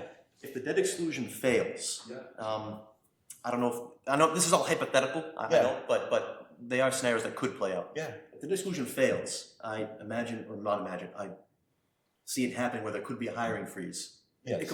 So my question is, if I were to hire a position that comes strictly out of grant funds with nothing coming out of municipal appropriations, would that be in violation of the hiring freeze? That's my question. I'm not a fan of hiring freezes. I'm just saying if there is. I'm saying if there is. Just hypothetical. I want to make sure it doesn't change much to say you have a hiring freeze. I suppose if there was one and somebody left, we'd have to look at each case individually, and then if that's the case, why have a hiring freeze? They should be looked at individually anyway. I guess the reason I'm asking is that. Go ahead. The reason I'm asking is if the debt exclusion fails, I know I had mentioned my plan to cover the gap in staffing would be to split that position. I may not, depending how the grant funds convey, feel comfortable enough hiring immediately. I may want to do that like midway through the fiscal year. Yep. So it could look like the library is putting out a position in violation of a hiring freeze if there is one. Just in case, But, in right, anticipation. but it would not be coming out of municipal funds. It would be totally grant funds. So while I have the board here, I figured this would be a good time to ask the question. Right, that's a part of the decision of the board. Okay. So if you know, usually, we would be more reluctant if it was coming, you know, as a budget, but if it was a different funding source, I think the board would be more amenable to that. Okay. Yeah, I certainly think so, but what's your feeling on hiring freezes? Like I said, to me, it's just words. I don't, I'm not good at the guessing game and the crystal ball. So until we see the fiscal situation of the town, based on whether we have a debt exclusion pass or not, and then seeing what the townspeople say at town meeting in June, we might present the budget that we think is great, and the townspeople reject it. Or they might want to throw more money at, who knows what they're going to do. I wasn't asking you to bring a crystal ball. So, I'm just hypothetically, unfortunately, I really think it depends on, I think that's why these things go in front of us. It depends on, it's a timing. It depends on the timing of the situation. So I would say it's just going to come back in front of us. Yeah, no, I figured while I had you, it'd be a good opportunity to ask, because everything's hypothetical right now. We don't know what's going to happen, but every hypothetical situation, I mean, it could play out. Right. Yeah. Right. One situation is going to play out. We just don't know which one. So I think it was a good chance to ask you while I had it. Yeah. Okay. We'll work with every board and town department to make sure that we can meet their needs. And and if I need to come back here again, I'm okay doing that too. exactly. And being creative is always a plus. On the plus side, you know. We love that. Your request and the town administrator's request is different. You've mentioned the delta. There's a difference, right? Does your request cover, if we follow the town administrator recommendation, does that, my original question about keeping everyone fully staffed, does that keep everybody fully staffed? And there's no attrition. The delta is, we're at what, 30,000 now? The question would be, where would that come from? If that comes from either line 5106, wouldn't be fully staffed. And actually that would drop us below the state minimum as well for certification. And then I'd lose access to those grant funds. And a lot of other things too. So what's the difference between your recommendations and the department request? With the library, Yes. the difference is factoring in moving, Mark moving the monies around. His request is approximately 30,000 more than my recommendation. And I did not include that in my number, because it just. So it wasn't included in these numbers here No. that you just presented. Correct. So it's 30,000 more, and how you said it already multiple times, but how much did you cut from the last time we saw you? The last time I saw you, I cut, let's see, I added in 34, so I would have cut, let's see. That's a great question, I didn't know last one. My total proposed cut, how much did I cut? Would have been 12,000, would have been gone, would have been about 24,000-ish.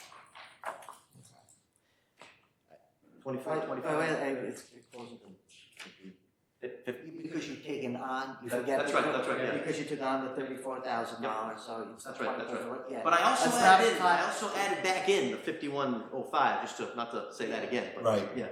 So it's cutting from a different, a line from a different. Yeah, well, cutting is, I've technically not cut any, I've like reallocated and attritioned it out, so.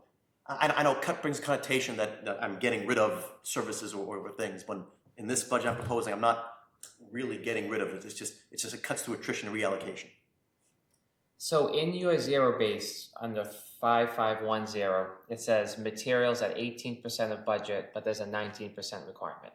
Yes. So if we don't want to touch, if we want to go with your recommendation for salaries, so that through your plan and attrition, everyone that is employed in the library can stay employed.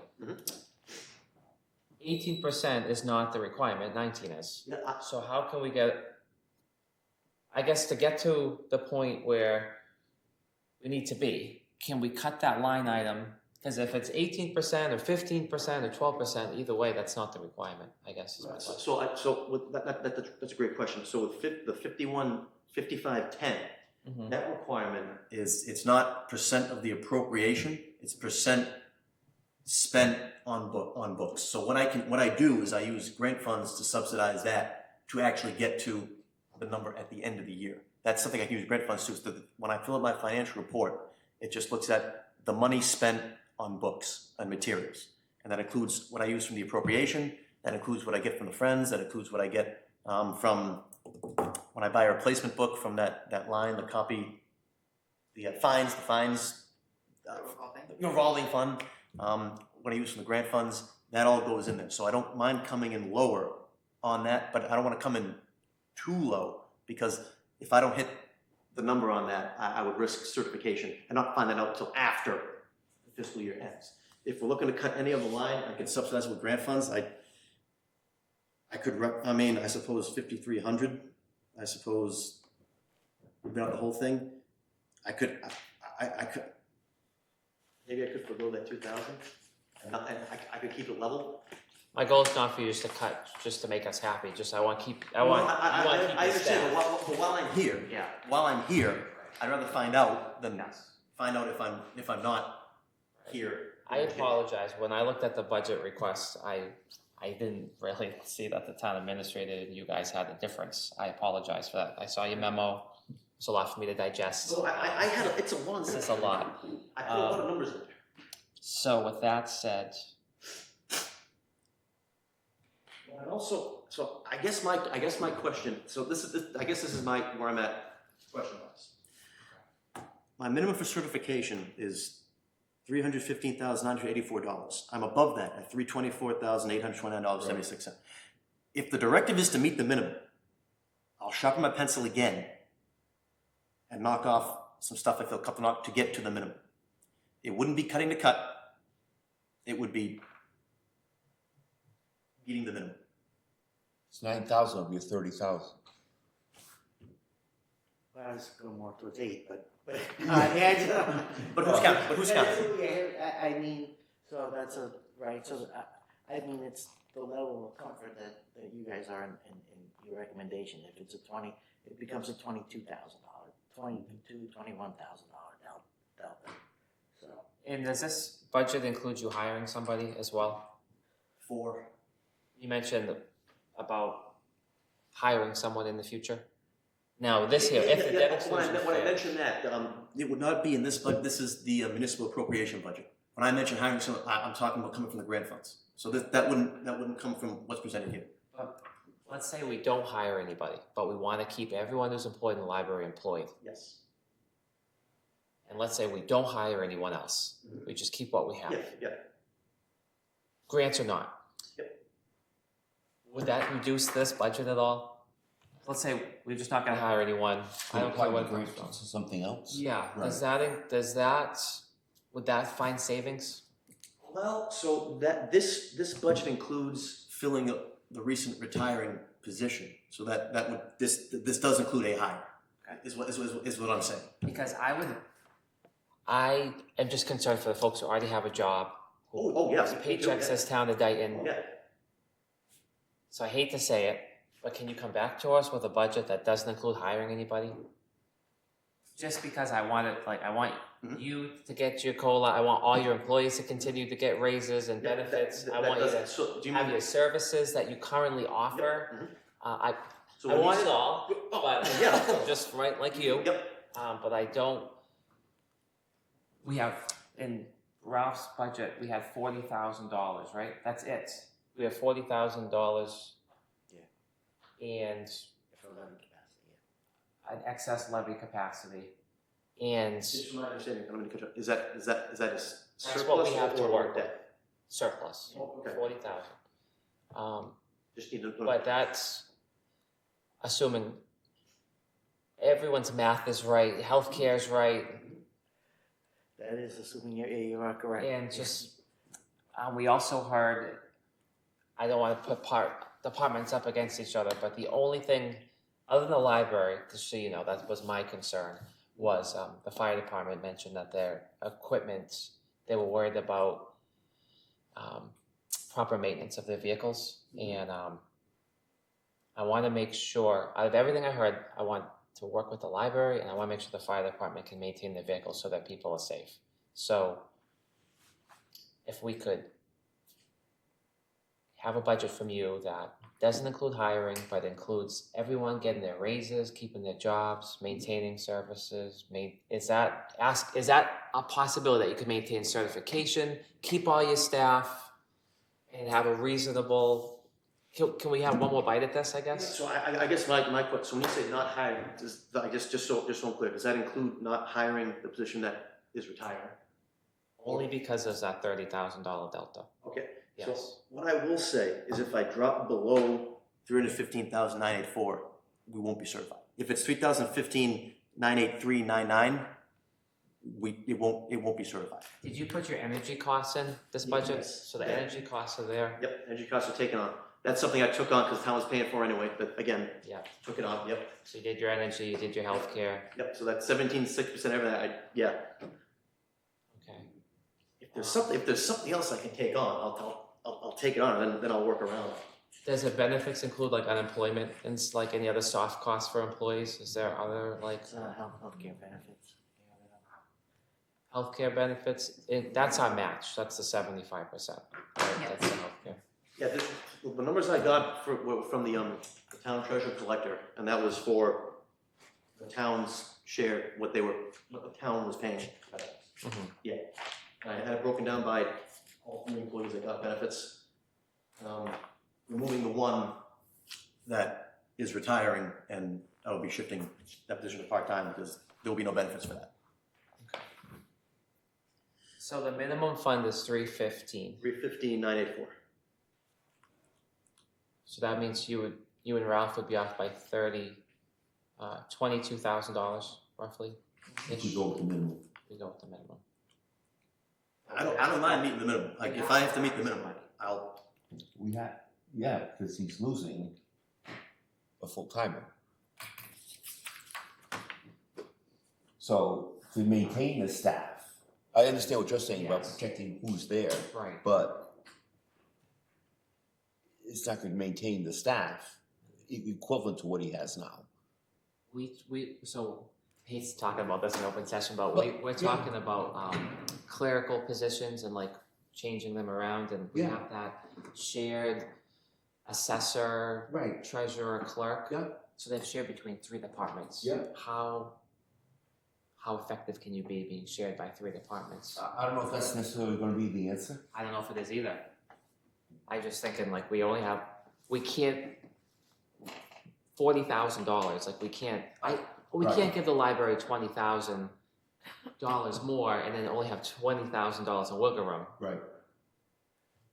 But if there's an employee in town hall that could keep a job, and that would still give us the wiggle room of that's a rounding error, 40,000. That's like less than 1%. Yeah. Can you come in at the minimum? I can come if that's the direct. I will come to the minimum. That you mark my word. I'll come to the minimum. The original one was at the minimum, just to. Right. Yeah. The original was at the minimum. And I will come into the minimum without touching line 5105. I think we're at the point that you can put in the 2%. Yes, we appreciate it. Okay. And it's 2%. Yes. Okay. Even with that, I'll go back, sharpen my pencil, and I will come to the minimum. Okay.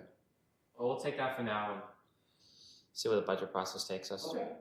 I'll come back, and the next budget I present will be $315,984. Thank you. Appreciate it. Thank you. Thank you. Thank you. Thank you.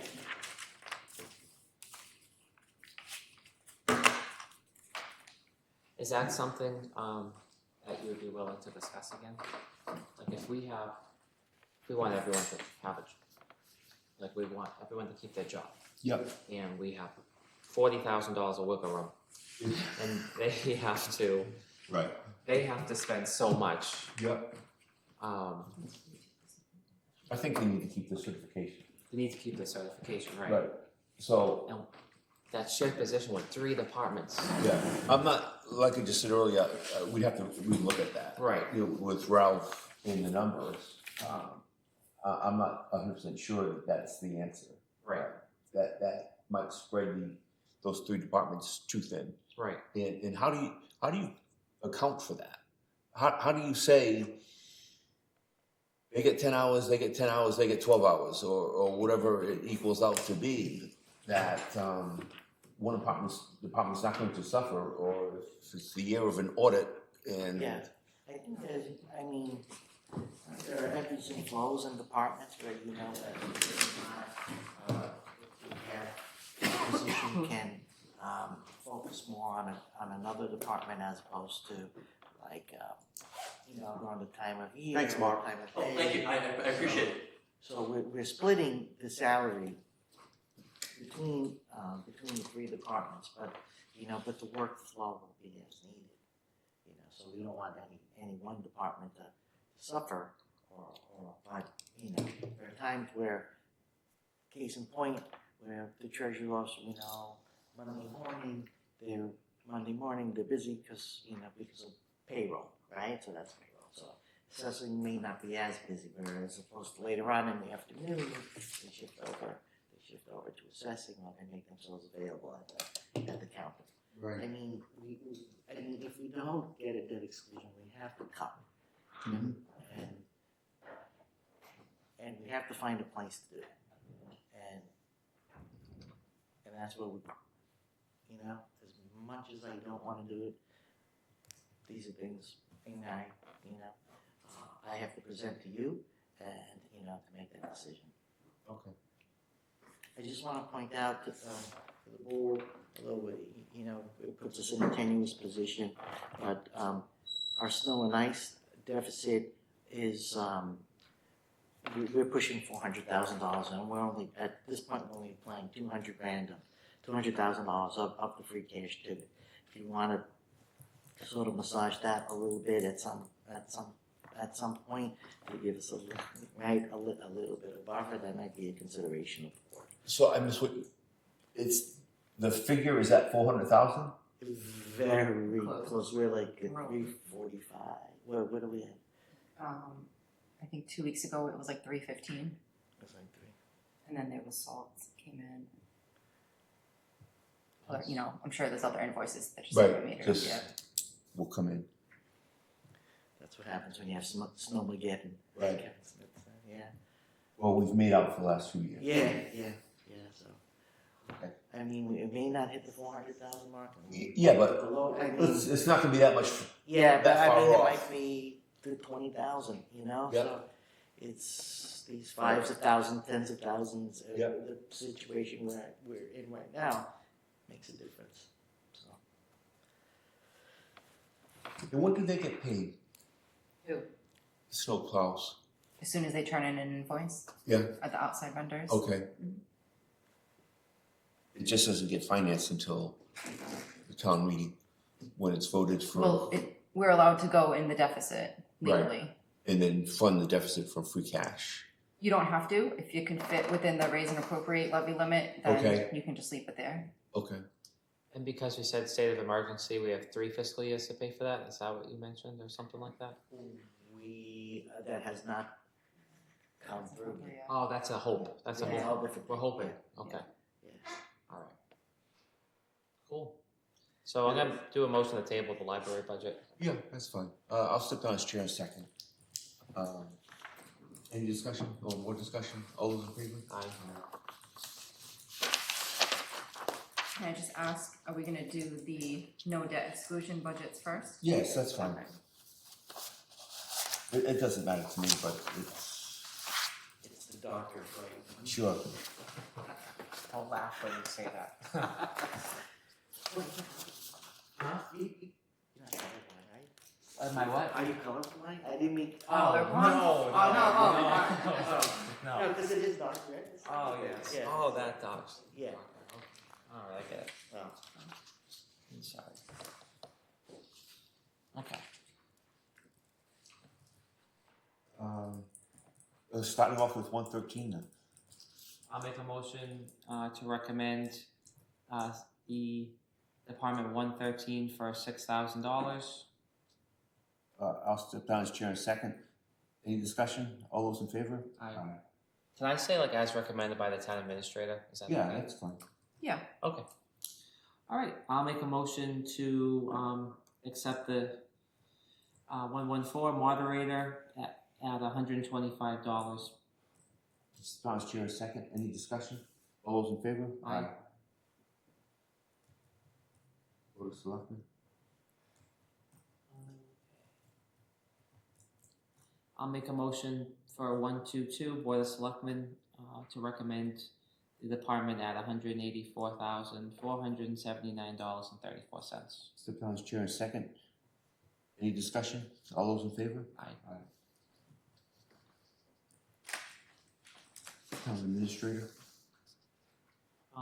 I'll make a motion for 124 Town Administrator, department total to recommend it as $201,532.85. Step down as Chair, second.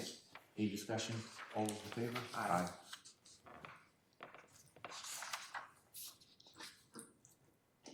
Finance. So this is cutting stipends in half. Half again. Yep. And that you are comfortable with that? I'm not, but we can't. My opinion was I didn't want to cut them, but if it means laying somebody off, then we should cut them. Okay, so we're gonna follow the Yeah. town administrator record. Okay. I'll make a motion for Department 131 Finance Committee, department total to be $1,037.50. Step down as Chair, second. Any discussion or more discussion? All those in favor? Aye. This is a reserve fund, Ralph. Is that something we should look at? I mean, when we get recruits, that's what we go to. I know. So, I mean, that's a lot more appropriation as we have it, especially when we have tight budget. Yeah. Going on.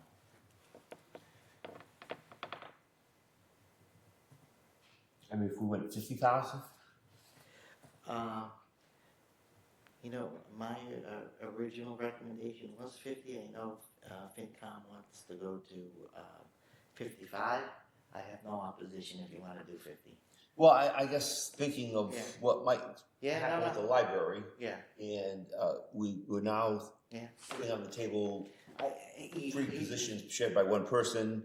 But you know something?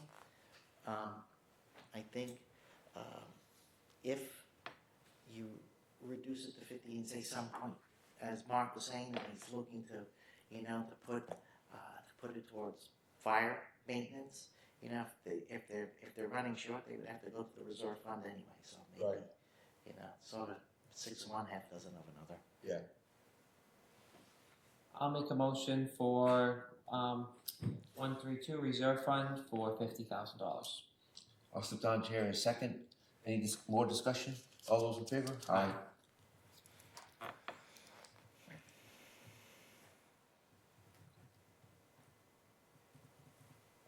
Town accountant.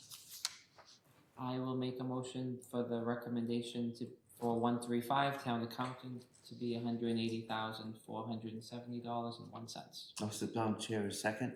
Any discussion? All those in favor? Aye. Board of Assessors. Is the discrepancy just on department requests and town administrator? That's just the salary lines, right? It's a reduction in force. Okay. Yep.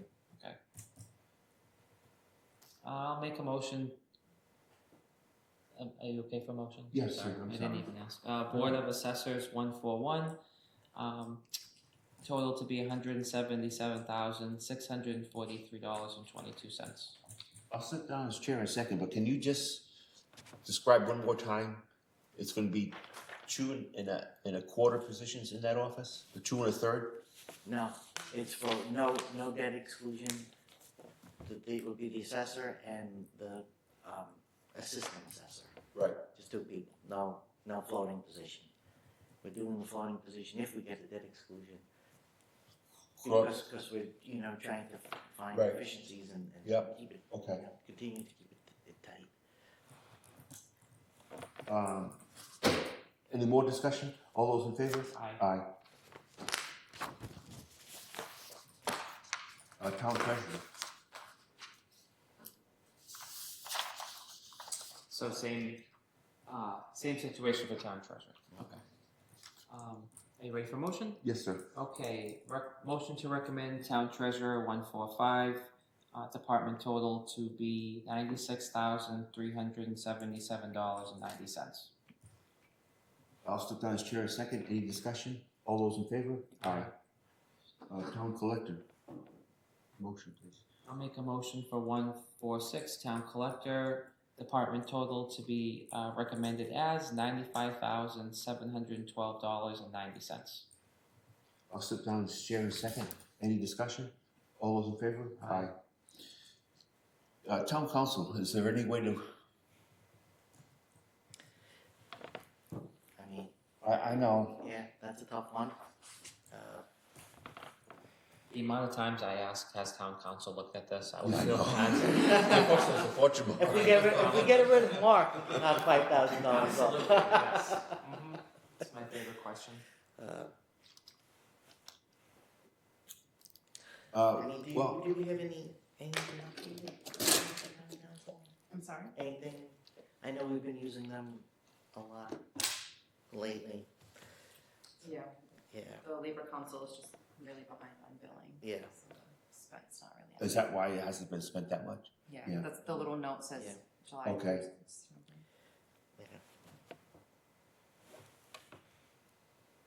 Because 33,000 remaining in their budgets on the surface looks great. Yeah. Make sure you spend that, Rob. I will.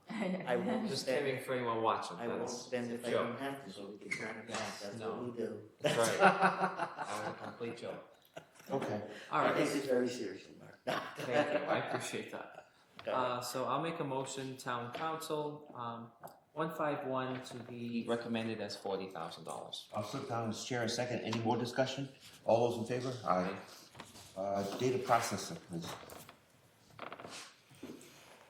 We had a question on data processing. You I just did? want to take, no, I Yeah. believe we did last time. Okay. I think it was the 1900, and did confirm we could take that out for COA. Oh, okay, perfect. Thank you. So that is reflected in the town administrator recommendation. Yes, on the revised documents. Yep. Thank you. I will make a motion for data processing 155, department total to be $66,846.20. Just before 5305, the building permit software. Is anybody using it besides the three departments or four departments? Like the ZBA, planning? We're hoping to expand it. It would be. It's like 5,000 every time we expand it, right? And then 1,000 a year to maintain. I believe so. I haven't run those numbers yet, but we're not using it to its full potential. Right. So at some point we want. I mean, we're putting together like a little mini task force to see what it would cost to expand it, because it would be more efficient if a permit comes in and then all the appropriate departments get to look at it and click on it and click approval. It just will make it a lot more Right. faster. Well, we purchased this thing for 50,000, or was it 20,000 originally? I know it's a big difference in numbers, but do you remember what it was when we purchased this? Jim Aguiar was here, and I remember him coming to the Selectmen and making his presentation, and it was. I remember that. It's 50,000, I think. Close to I it. don't remember. You don't remember the number? No. But if we're not using it to its full potential, it seems like a waste of money. Well, I mean, what we're using it for, for the permitting software, what we're using for is so you pay for, for specific tasks and licensing, and I think that's where we're maximizing what we have. I just need to know if we could, what it would cost to add. To add to it. on. Okay. Yeah. I have no other discussion. I think I made the motion. Oh, did you? Okay, I'm sorry. I'll step down as chair in a second. Any more discussion? All those in favor? Aye. On the building permit software user fees. To 9,600. Yes, to our chairman's point, is there a way at our next Board of Selectmen meeting, you could have a breakdown on that and we could reconsider it if we are paying for user fees and folks aren't using it? Yeah. Because if there's a way we could. Yeah, I could. With priorities and a list of priorities, it'd be worth the debate and discussion if Right. next fiscal year is the year to expand it. Yep. Okay, and I will put that in the form of a motion. I'll step down the chair in a second. Any more discussion? All those in favor? Aye. Aye. Tax title foreclosure, I'll make a motion to recommend $5,000.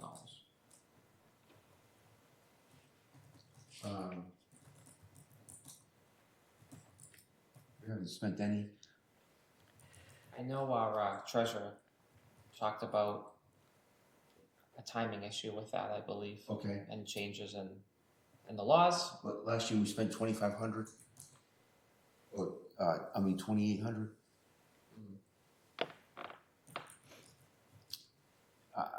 I remember the conversation. Can we grab 1,000 out of that? I remember Paul was limitedly flexible on it. On it? So, was he really? Okay. Yeah, so. Yeah, like I said, I remember the conversation. I don't remember that particularly. I will withdraw my motion. Do you want to meet in the middle to 4,500? Yeah, that's fine. I'll make a motion for the Board of Selectmen to recommend 158 tax title foreclosure for 4,500. I'll sit down as chair in a second. Any more discussion? All those in favor? Aye. So what do we pick up? 5 there and 5,500 so far? Town clerk, please. Okay. I just want to take a look. Yeah.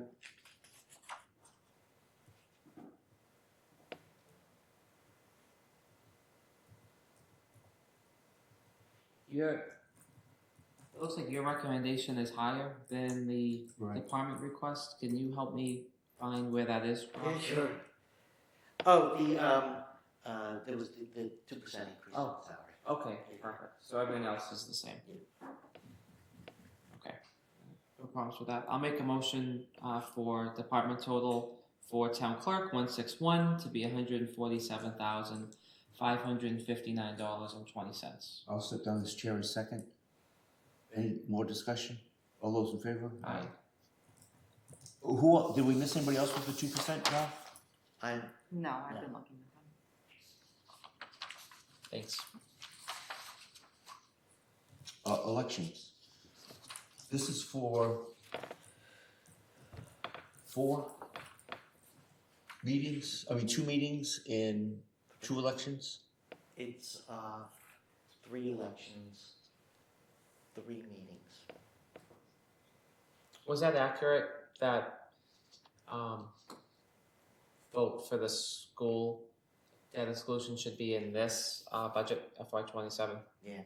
If it does occur, the special town election will be April of 27, and the potential election will be the following month, May of 27. So it's at the very end of fiscal year 27. Right. Yeah. I had mentioned that the other day to you.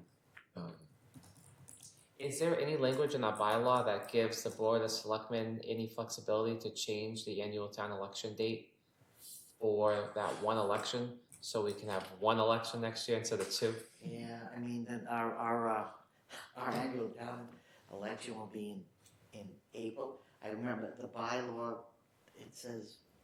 First Saturday after, it's the first Saturday after the first Monday. June. For the election. For the election. Mm-hmm. So the debt exclusion there's no way it could be ready for the April election? No, we had looked at that. They had looked at that. They will not get their numbers until the end of March. Oh, wow. Yeah, so, So you're with the thinking May MSBA, for that. so the MSBA, we had a good discussion. How about at the June annual meeting? You can have an election and a town meeting at the same date. Can you? And I believe you could have it at the school. So we could have our town meeting and host an election at the same time, I believe. I don't know what the minimum number of, there's a minimum number of hours you have to host an election for. I don't know what that is. I didn't know, I think you couldn't have an election on the day of like town meeting. I But believe- it's not my. I don't know it as a fact, but I'm pretty sure you can, because that's, I believe, how some folks elect their people. Yeah. It's a high number. And I understand how she came about the number, but if there was any room to play with. I mean, There's got to be a creative way that we can have that vote without having a special election for it. Right. It's so wasteful. Yeah. Mm-hmm. And if we could move either the annual town election, if it's only a month, it's 1 month difference. It's April versus May. That's what it is. It's almost a month. It would almost be a month later. I could reach out to town council. Okay. Well, I love that. That sounds like a really wonderful thing. Yeah, that one might be worth it. I don't. We're gonna be paying police details, election workers, you're mailing out ballots, clerk staff. Yeah. Overtime. Can we table this one then? We can. I can get some further information, and Yeah. it may require a vote at town meeting to move the election. I don't know. I don't. And we have time for that as well. You know, if we could put that on the warrant. We could either. I mean, I think we have enough. We could either do it at the annual or at the special in November. If we do the special in November, but I'll reach out and see what. That was a really good idea, because if the language in the bylaw is so restrictive that we can't move the annual town election date at all, we'd have time at this June, because this June annual town meeting to add that language in to give us some flexibility, and it would still be time for it to go through the Attorney General approval, that we should be okay for next year, hopefully. So that would be a good question and save us some money. Yeah, you'd be looking at a third. No, $5,000 that we could take. That's a good question. 5 or 6,000. I thought she said like 6,000 in an election or something. And even that's worth looking into anyways for future votes, you know, to look at that.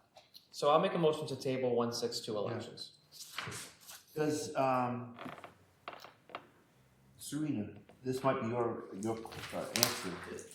answer. She has off-duty police details for $988. Does the police department have that same number in their detail? No. Okay. They don't appropriate anything in their detail. They don't? It's a revolving. Okay. So yeah, let's table that one. Okay. I'll step down in a second. Any more discussion? All those in favor? Aye.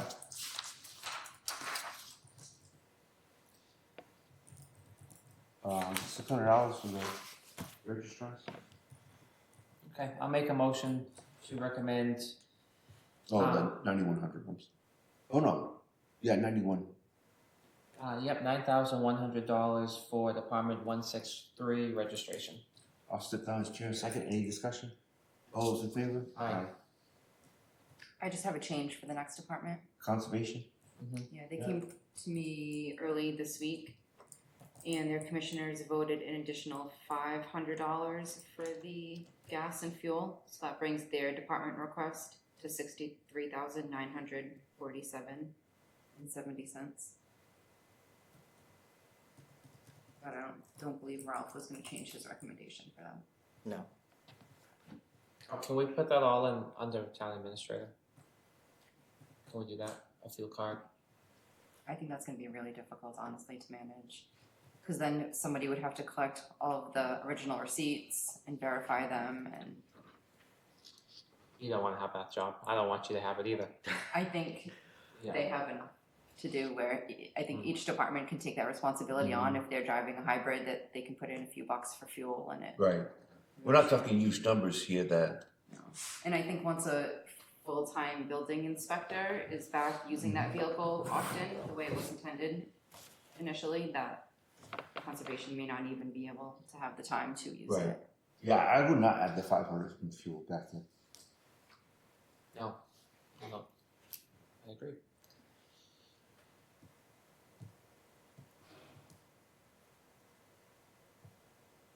So, a motion to keep the, not a motion, I'm sorry, you wanna make a motion to keep the, at 63? 694? That's higher than the department request. They miscalculated slightly because they miscalculated the raise, the salary by a few bucks. We need to give a little bit more in professional and technical. And I asked for a more complete breakdown on professional and technical. Did we ever get that? When? No, we didn't get anything from. I provided that night. I thought. No, you didn't provide anything. Oh. No, I did ask for, I said that was your second biggest budget line, and if we could have a better zero budget breakdown on that per our policy, zero budget that every other department has to do. I'm gonna do a motion to table 171 and to refer the professional and technical zero-based breakdown back to the Conservation Commission. They were at 22.5. Same thing they budgeted last year. They've only spent 267. Well, as of December 31st. Yeah, that's fine. So I'll sit down as chair and second that. Any more discussion? Every other department has to go through the motions, so just equity. Yeah. I seconded. Any more discussion? All those in favor? Aye. Planning board.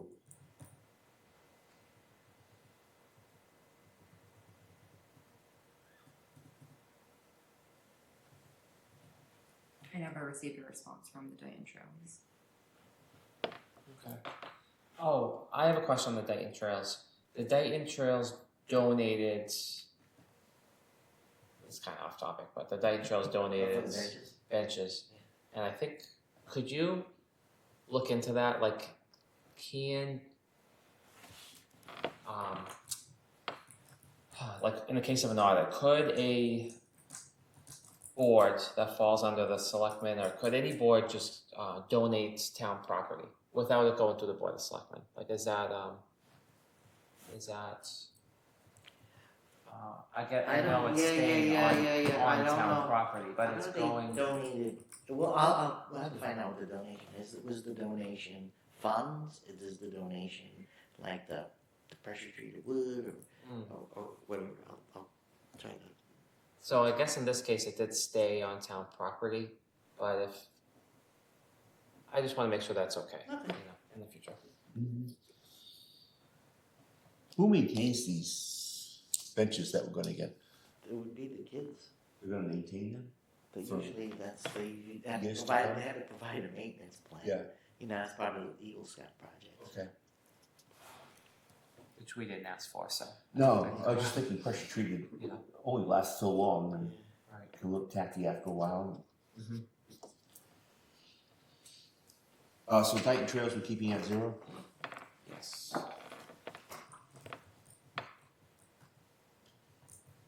So planning board?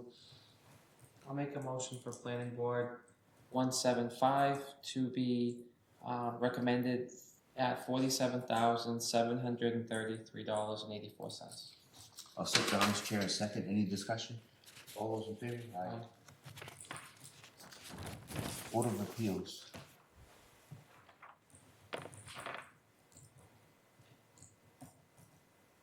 I'll make a motion for the recommendation for Board of Appeals, Department 176, to be $32,256.44.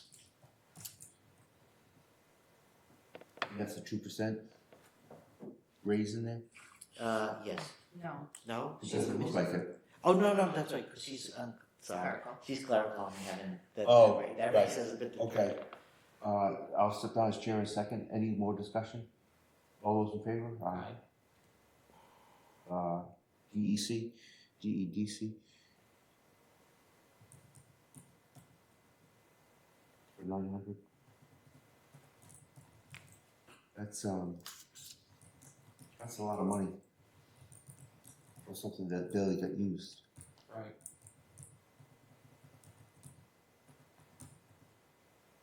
I say make it 400 and take another 5 from it. Okay, that's good, because I was gonna do no motion, so I'll do the Oh, okay. 400, yes. I'll do a motion for, Dayton Economic Development, 189, to be recommended for $400. I'll step down and share a second. Any more discussion? All those in favor? Aye. Building. So this takes the library energy and puts it in the library department, if the module is out of there. Right. Okay, awesome. It also takes some out of the custodial for the cleaning. Oh, for the library? Good job. How do you do it? Piecemeal. Awesome.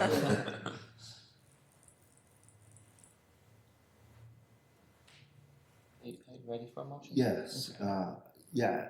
I guess what was the other thing I was thinking of? There's one more. Oh, the groundskeeping supplies. Not the groundskeeping. What was it? The shared equipment, the copiers. How come it dropped? Is it because of the library again? Oh, went from 11,000 to 10,500. Right. Yeah, we were trying to find, as we went through it, we were trying to get close as we can to actual usage. That's what it is, actual usage? It's close as we can figure it, yeah. Okay. All right. Yeah, Mark, motion whenever you're ready. I'll make a motion for public buildings and properties, 192, to be recommended for $216,600. Step down as chair in a second. Any more discussion? All those in favor? Aye. Town reports. Do you know roughly how much one book costs, one annual town report costs to printer? $10, $20, like roughly? No. No. Because we do put it online, right? I believe, the report. We are gonna put it online, we're only gonna print up, 75. 75. Yeah. Do you think we could do like $750 for this and print as much as we can? Yeah, I know, Leanne is pricing it out, and it's pretty close. Pretty close to it. It's kind of, sometimes the shorter the run, the more expensive the book. Because it's all, a lot of it's in the startup. The startup of printing, so. But you could order less books for $750 if that's all you got to work with, maybe. It's one of those things where setting up the initial die is probably $500, and for 75 books is probably the same price as 1,000 books. Right. You want to keep it at 1,000? I would say so. If you're saying that she's already I'm there. saying she's shopping it around. It's Yeah. like I said, it's a tough one to find. You know. Yeah. It's if we want to, we want to put out a nice book, it's going to be this. If we want to just put out, do we want to go back to the books with the spiral binders on it? Right. No. So yeah. So I'd keep it at 1,000. I will. I was just gonna make a point that these books have to be available to the residents that come to the annual town meeting in June. Okay. So we have to have, Yep. enough to satisfy if everybody walking in the door grabs one. So all 55 people that show up, you can have it. I'll make a motion for Department 195 to be recommended for I'll $1,000. sit down as chair in a second. Any more discussion? All those in favor? Aye. Police department. So just a note on these, I'm still confirming the chief's salary and the deputy chief's salary, along with the SROs. And what is there to confirm? Their estimate is higher than mine for Okay. the salary, so I just wanted to make sure I'm not missing anything. I questioned the deputy chief at a 10.8% raise. He's getting a degree, so his contract It has goes that a much? significant increase. Yep. And you got a degree. Yeah. Wow. And the same thing, the chief will be. Well, I knew the receiving- chief got his. Yeah. So that's 10% for a bachelor's Okay. degree. Yeah. you recommend we recommend this number, and if you'll let us know if the town administrators will recommend the town administrators number? Yes, because the second Board of Selectmen's meeting in April, we'll come back together with the Finance Committee, so then I should have all of the final numbers at that point. Okay, and we can make any adjustments then. Absolutely. All right. Okay, Mark, whenever you're ready. I'll make a motion for Public Safety, Department 210, department total to be $2,058,099.38. I'll step down as chair in a second. Any more discussion? All those in favor? Aye. And the same thing with the communications salary. Yep. That is also being verified with the chief. I believe somebody's getting a staff increase. That's not good news. Okay. Mark, whenever you're ready. At least they're staying with us, and that's Yeah, that's I know. good news. So Communications Department 215, recommend the department to be $429,646.85. I'll step down as chair in a second. Any discussion? All those in favor? Aye. Fire department.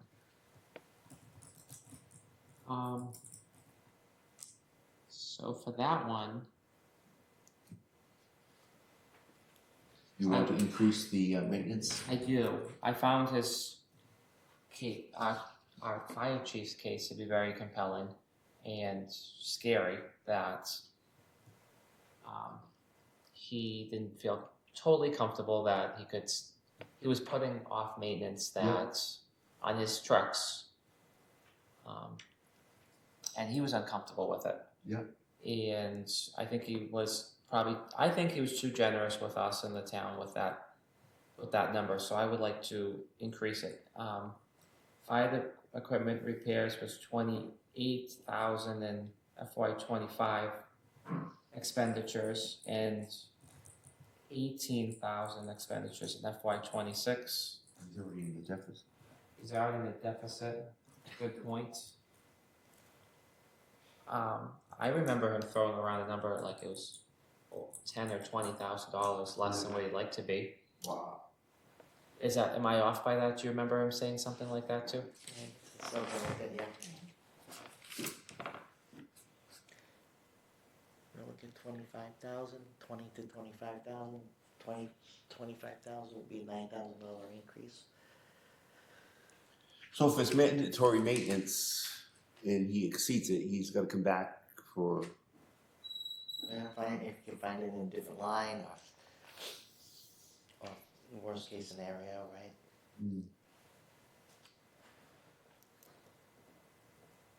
I don't know. I know he's not comfortable, but it's the number he gave us. If he can find it someplace else. I'd like to increase that number to an even $20,000. 20,000. So we'd eat up 4,000 of what we saved on.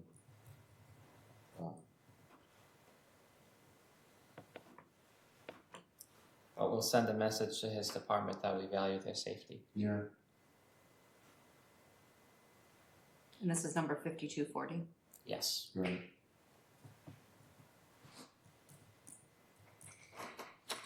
Yeah, that's right. 20,000. Thank you. I appreciate it. Serena. Okay, you want to make that motion? Yeah, I'm just gonna figure out the difference. 866. Oh no. It's 38, 30. 38. So it's 850. 386.12. Sorry. Okay, $3,830.50 is the difference, right? Mhm. Okay.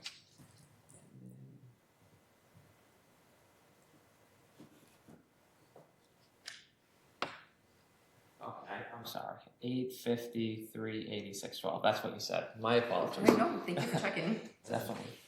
So I'm gonna make a motion to recommend line 5420 5240 fire equipment repairs and maintenance for $20,000. For all other recommendations to be as the town administrator recommended. and for the department total to be $850,386.12. I'll step down as chair in second. Any more discussion? All those in favor? Aye.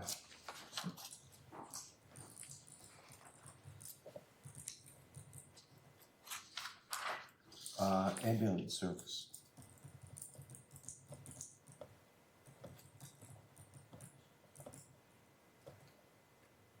I'm ready to make a motion if you are. Yep. Okay, I'll make a motion for ambulance service, Department 231, department total to be $882,804.15. I'll step down as chair in second. Any more discussion? All those in favor? Aye. Building inspector, we go 98,000 instead of 100,000. Yep. I'm sorry, what? Salary, 5105 is going to be 98,000. 35. Are you changing your recommendation for that as well? Yeah. I found that out. Do you agree, Mark? Yes. I will make a motion. Actually, hold on one more second. Just want to make sure.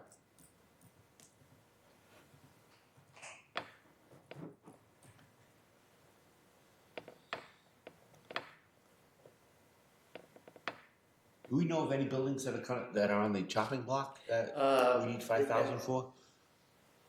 I mean, usually it takes such a long time to actually dispose of something. Yeah, it used to be a 10.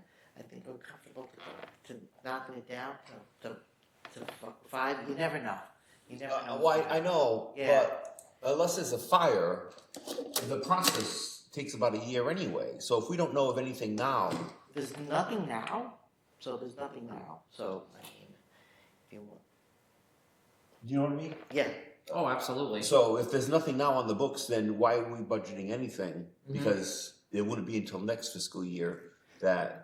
By the I don't time know if it takes a year. I mean. Well, that's what Jim Aguirre told me one time when we were doing budgets. Oh, did Because he? he had 3 houses to take down in 1 year, and he Okay. had like $15,000, Okay.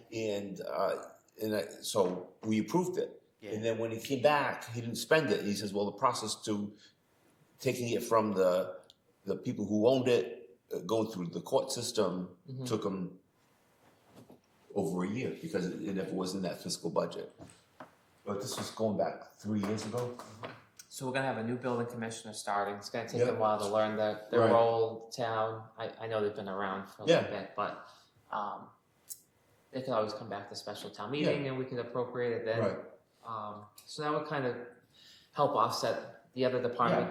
And to that point as well, another efficiency, we haven't spent any money on travel this year and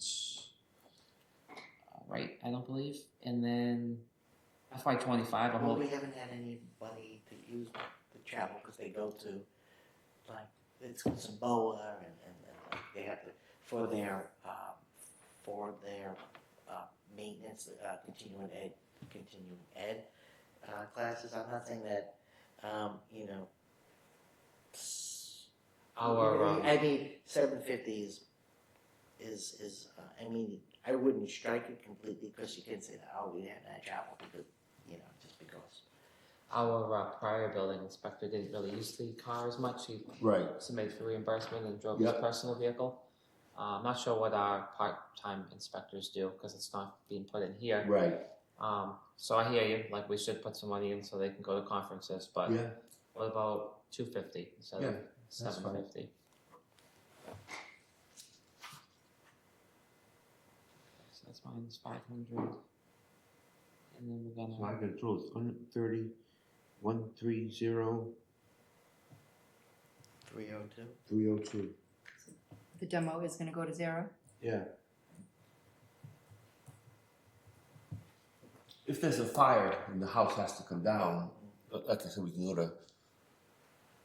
We'll find something. Yeah.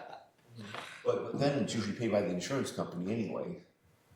These have been condemned houses that he's taken down, and there's none condemned, with the exception of one, but that's been condemned for years on Tremont Street, or I don't know. It's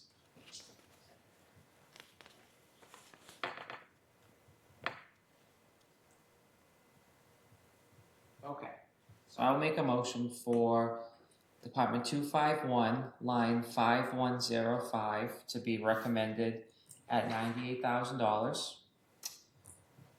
Line 5380 to be recommended at 0. And line 5710 travel to be recommended at $250.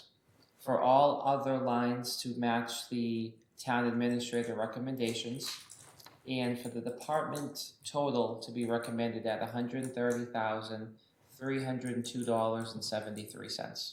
Sit down as chair and second. Any more discussion? All those in favor? Aye. Good job.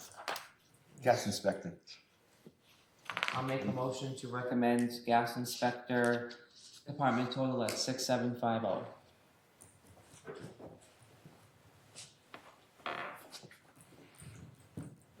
A lot higher than 25.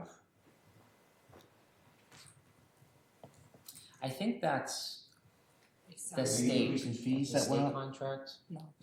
The what? That one's not the state, No, that's but not they state. had an increase in the What we pay paid per them. inspection. Right. Weights and measures is the state. Yes. Okay. So whenever you're ready, Mark. We didn't vote on that? No. Alright, I'll make a motion for 242, department total to be 6750. I'll sit down as chair and second. Any more discussion? All those in favor? Aye. Plumbing. Whenever you're ready. Sure. I will make a motion for department 243, plumbing, department total to be recommended at $7,750. I'll sit down as chair and second. Any discussion? All those in favor? Aye. Weights and measures is state. State contracts. I will make a motion for weights and measures, department 244, to be recommended at $3,000. I'll sit down as chair and second. Any discussion? All those in favor? Aye. Electrical. Okay. Looks like we're on track on that one. Yeah.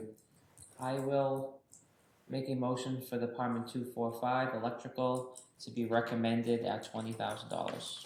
I'll sit down as chair and second. Any discussion? All those in favor? Aye. Animal control officer. What do you think, Ralph? Well, one, we have to have an animal control officer. Yep. But two, if we get that mutual agreement, we will be continuing to paying the animal control officer, but we will be receiving payments from Berkeley to put towards it. Into the general fund? Yes. Yeah. Yeah, so it doesn't change the budget. No. Okay. And they have no animal control officer right now? Not really. Okay. So then it doesn't change unless you find something else more. Dues and subscriptions, we've spent in FY26 $1,250. And nothing. Expenditures, FY25, nothing. I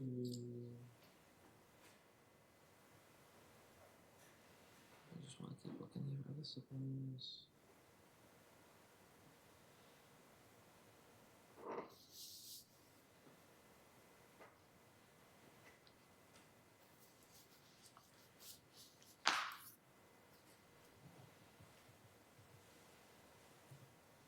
And spent. There's nothing spent under professional and technical yet for FY26, and only $278 in FY25.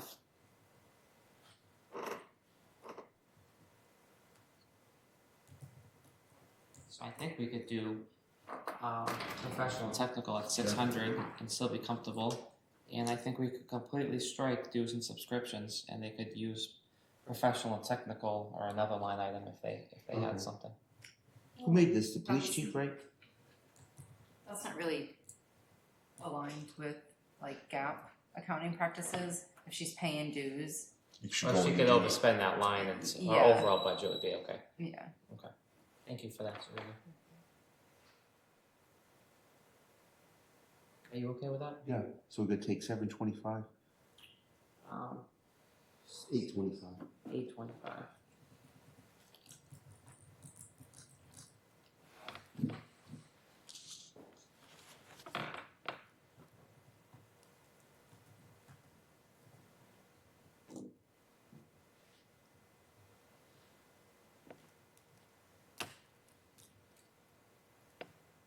Good enough. I do. So I will make a motion for Department 292, Animal Control Officer, to recommend line 5302, Professional Technical, for $600. Line 5730, Dues and Subscriptions, for 0. And for all other lines to match the Town Administrator recommendation, for a department total to be recommended at $67,184.58.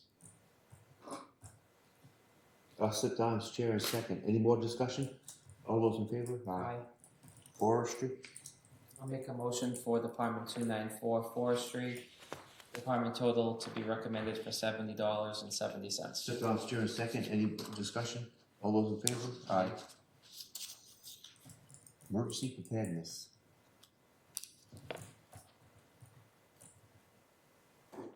I will make a motion for Department 299, Emergency Preparedness, to be recommended at $4,000. I'll sit down as chair in a second. All those in favor? Aye. Aye. I should say any more discussion, but there was no. Education. Has he given us any indication of coming back with a lower number yet? No. No, they voted on the number last night. Last night, right? And they voted at the 3.15, 3.15, yeah. yeah.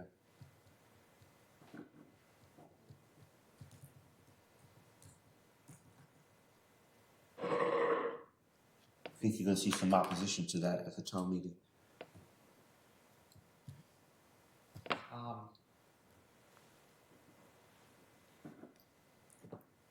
Do we have to recommend it, or can we just No. let the DR and the BP school committees and the BA, they all recommend it, and Yeah. we don't have a line by line, I don't No. know. If the board of selectmen needs to recommend an assessment.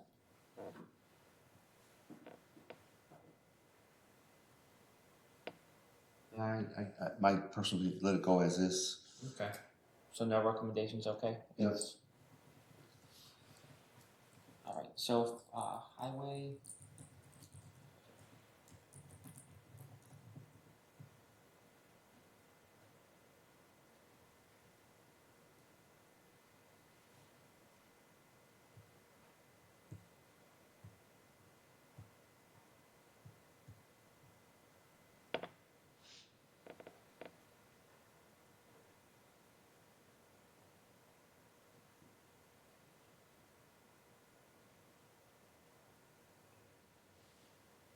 How come his full-time went up to 19.84%? What was that? Well, our numbers are more accurate. There was some,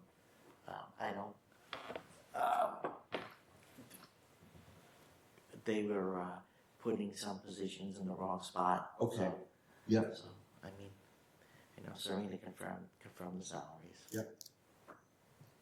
Does this include, we had 2 open positions, This is operators. one open. Yeah. We're filling that one soon. We're filling the one. Right. So that's included in here. Would this have funding for another position, like the other vacancy? No debt exclusion. No. No vacancy, okay.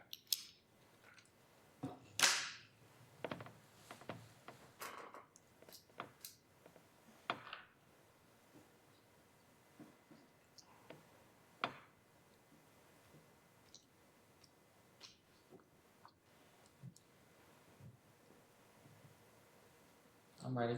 Yeah, I guess so. I'll make a motion for Department 422 Highway, department total to be $761,773.05. I'll sit down as chair in a second. Any discussion or board discussion? Hearing none? Aye. Aye.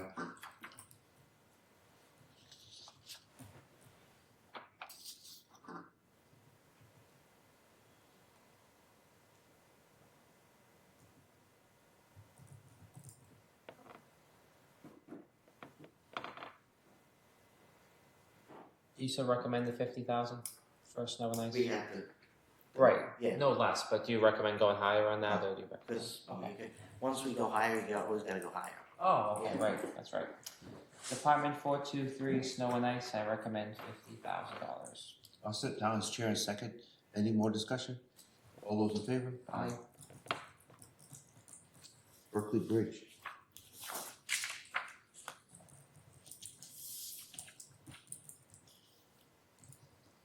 Is this an agreement or is this actual cost?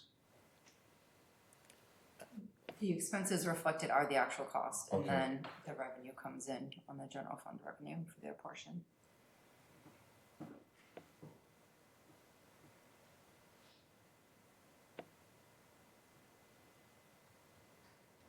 You probably pick up a few $100 there. The original request was 1,300. 1,300. Well, energy increased by 400, and repairs and maintenance decreased by 250. Right. We were going by the overall trending of what, what was You're used. tracking. So, Yeah.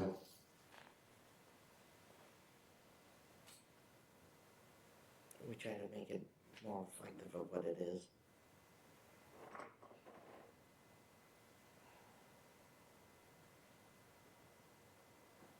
Okay, you ready for a motion?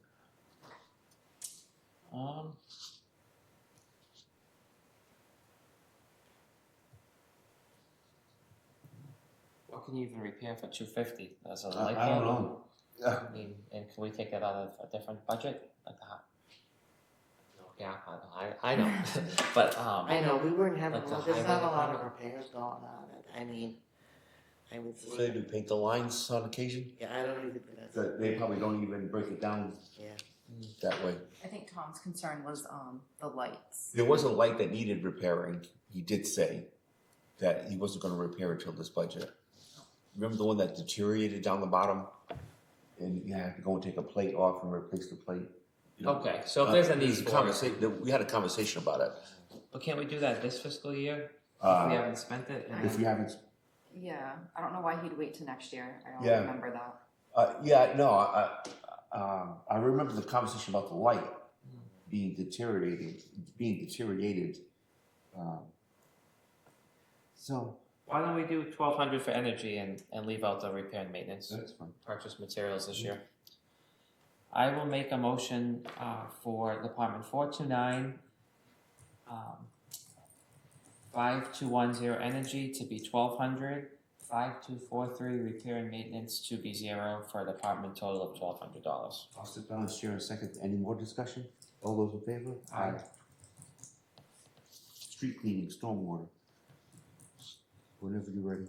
I'll make a motion for street cleaning stormwater, Department 432. Department total to be $1,027,073.89. That's not the street cleaning that I, it's the. It's total highway. That's the total. Street cleaning is 213. Okay, that would be Let's nice. not give them a lot. We have the cleanest streets in Bristol County.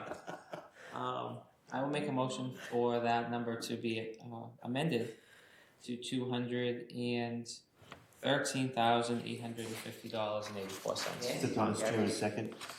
Any discussion? All those in favor? Aye.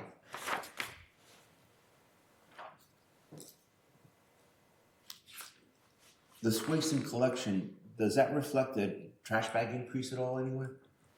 Oh, that's income. Nothing more.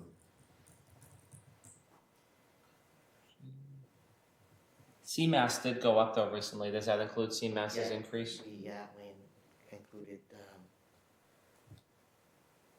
all the changes in the contracts.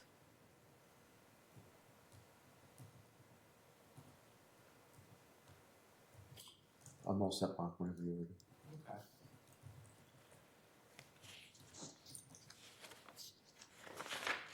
We haven't spent any money on testing wells. Do you know anything about that? Or the $20,000 that we have for this fiscal year? Yeah, no, I don't. I think that's something in the spring. Spring. Because we did spend almost 12,000. Yeah, but it's up from 11,000 just the year before. I know they have to test because Gene Nelson, who was a selectman at the time that they closed it, Mhm. when I was on the finance committee, told me that it was mandatory testing every year. Right. But why did it jump 9,000, I guess? Could we have more information on that at a future meeting? Sure. Okay, thank you. Alrighty, I'll make a motion to recommend Department 433 at $896,655.75. Before we do that, but if we can chop off something for monitoring the wells, if it's not $20,000, why budget 20,000? And if in the research they find that we need it, we can reconsider it in our meeting in April, right? Yeah. So you want to do 15,000? Yeah. Okay. I'm gonna withdraw my motion. It was 891. 894, right? Oh, 1,500. Oh, correct. Okay. So I'm gonna make a motion to recommend line 5300 monitor testing wells for $15,000. For all other lines to match the town administrator's recommendation, and for the department total to be $894,655.75. I'll sit down as chair in a second. Any more discussion? All those in favor? Wait, that math doesn't work. It's 800, it should be 890, you took 5,000 off. 891, Yeah. 891. 655.75 is what I have. Yep, I agree with that. So I will Amend your amend my department total to be $891,655.75. I'll sit down as chair in a second. Any more discussion? All those in favor? Aye. Thank you for that. Transfer station.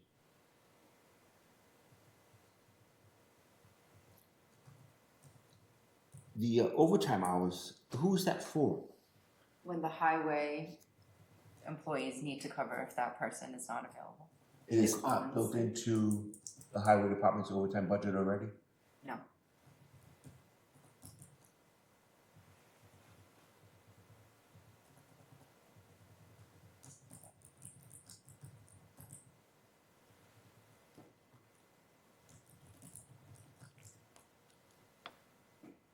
So automobile stickers, FY25, we spent $516. I would say less people using the transfer station. Yeah. We took away some services to the station. Can we do it for $700? Every savings counts, right? Absolutely. Right.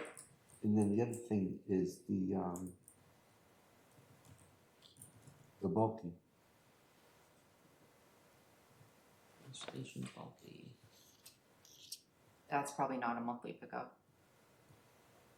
That's a yearly pickup? That's, I think, when They come around once a year? No, I think that the bulky pickup is when they get enough bulky items at the transfer station, and that's when they transport it. So we spent $40,600. This year only 17,000 so far. You seem to be budgeting a lot for something that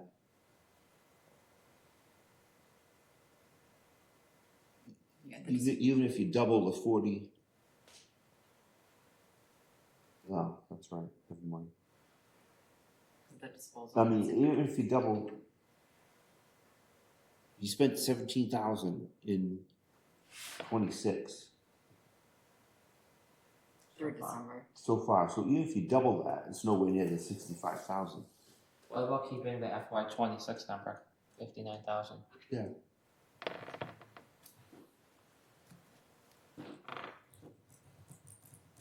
So that's 5,400 Yeah. plus 100, so it's 5,500.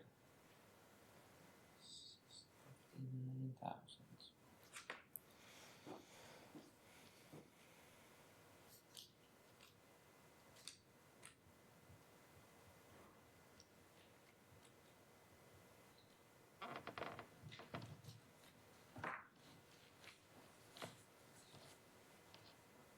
Okay. So I'll make a motion for Department 435, line item 5302, transfer station bulky, to be recommended at $59,000. 5580 automobile stickers for $700. For all other lines to match the town administrator's recommendation, for a department total of $92,850.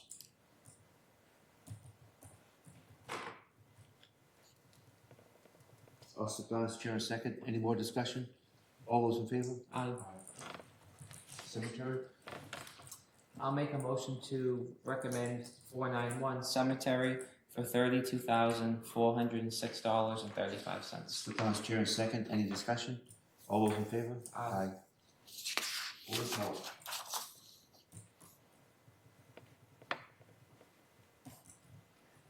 Do we have a town nurse? Yeah. Yeah, okay.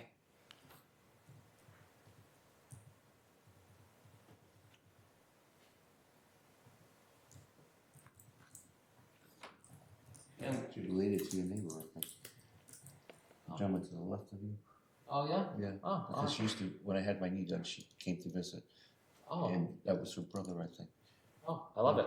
That's awesome. Small world. Yeah.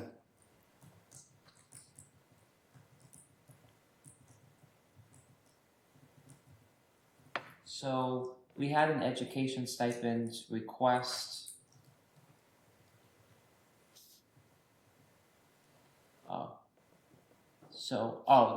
Okay. The request is, your recommendation matches the request, but it's down 175 from FY '26. Yes. That's from turnover, different employees in there. Yes. Okay. And we do have a boot allowance. I thought Do we really need that? did away with Yeah. boot allowances, because we did for conservation, didn't we?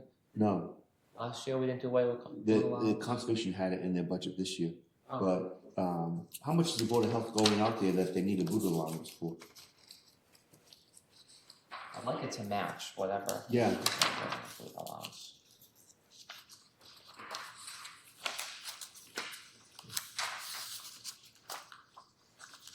What number is conservation? Conservation is 171. Okay, and to refresh our memory, we did take the boot allowance from the building inspector. Okay. That was $300 to zero. Yeah. Conservation has 300.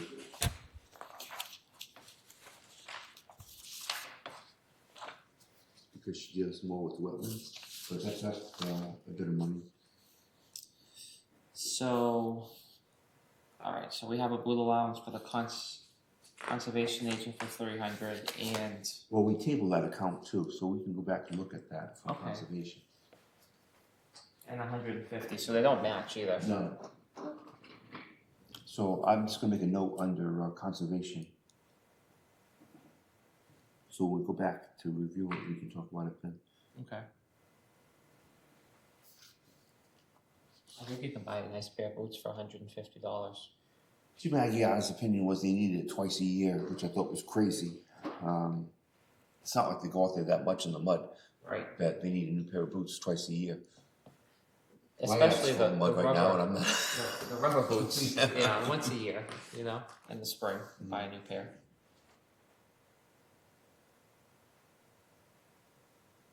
But I think if one employee gets it Yeah, and another employee is eligible, they should be for the same amount. right.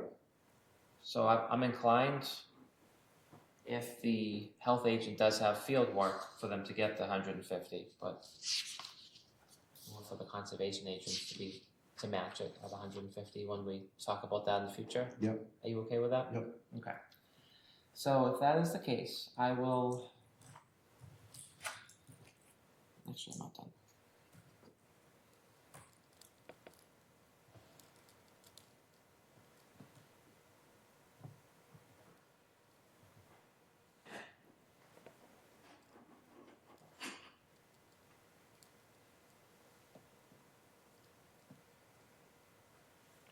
Whenever you're ready.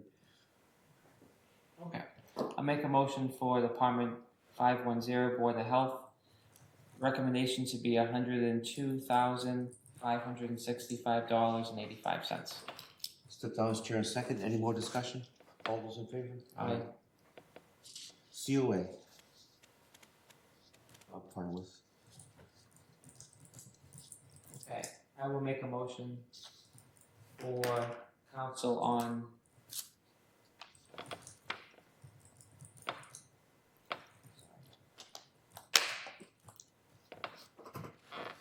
okay.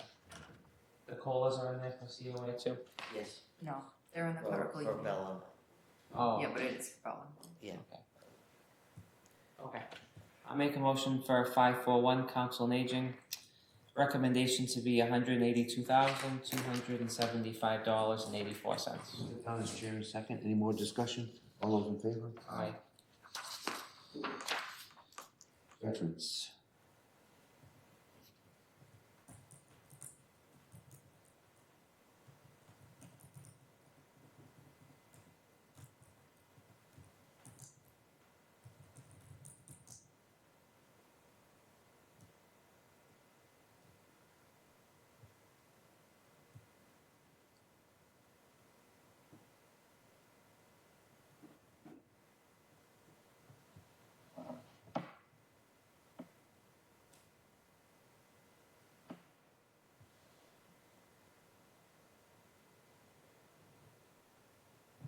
Office supplies seems high.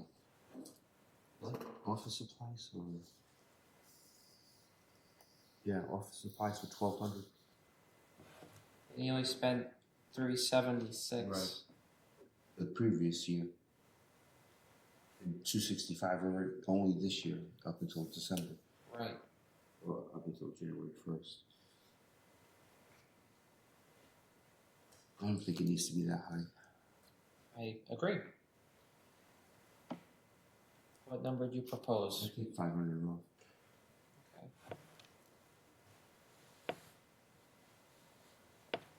Okay. $700 savings.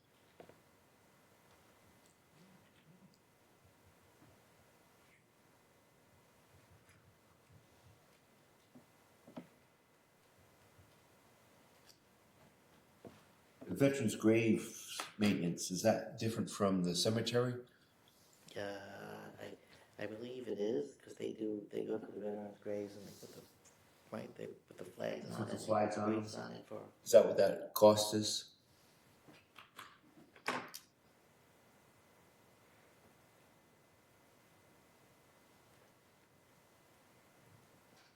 I'm all set, Mark.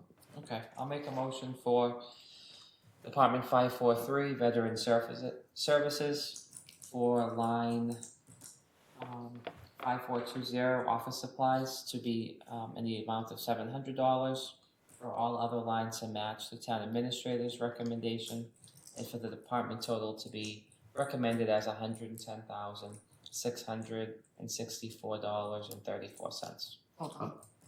So that's the supplies going to 500, not 7. It's going to 700, not 500. 5. It's going to 500. We're saving. But she said 700. Mark said 7 when you read it. No. You said take $500 Yeah, I said off. take $500 off, so it's going to Okay, be I 700. thought you already reduced it to 500. Reduce it to 700. Okay. So you want it to be 700. Right.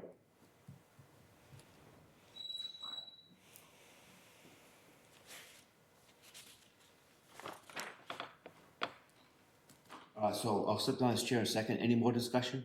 All those in favor? Aye. Library, we're going to table. Yep. And COD is 0. Right? It says 396, but that's something else. 396, that's Councilman, that's the the total for the Human hearing. services. Oh, very, very good.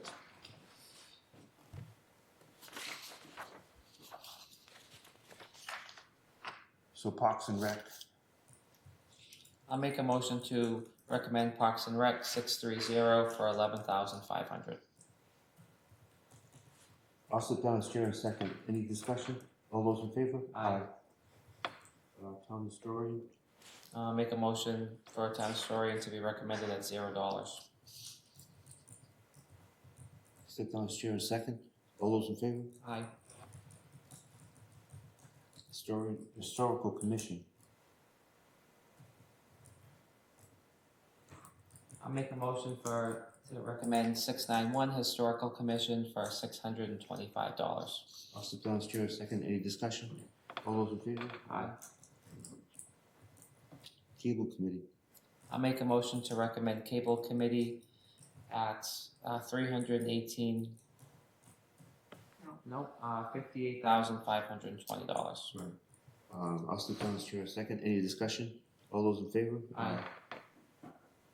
I'll make a motion for 710, maturing principal and long-term debt in the amount of $241,668. When does that get paid, Susan? I'm sorry? When does that get paid? It gets paid twice a year. Let's see. You have the 235. Yeah. I don't know the exact date for that. Yeah, no, that's okay. I'll step down, chair. Second, any more discussion? All those in favor? Aye.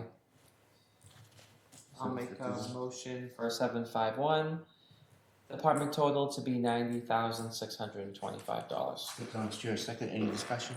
All those in favor? Aye. Retirement, 911.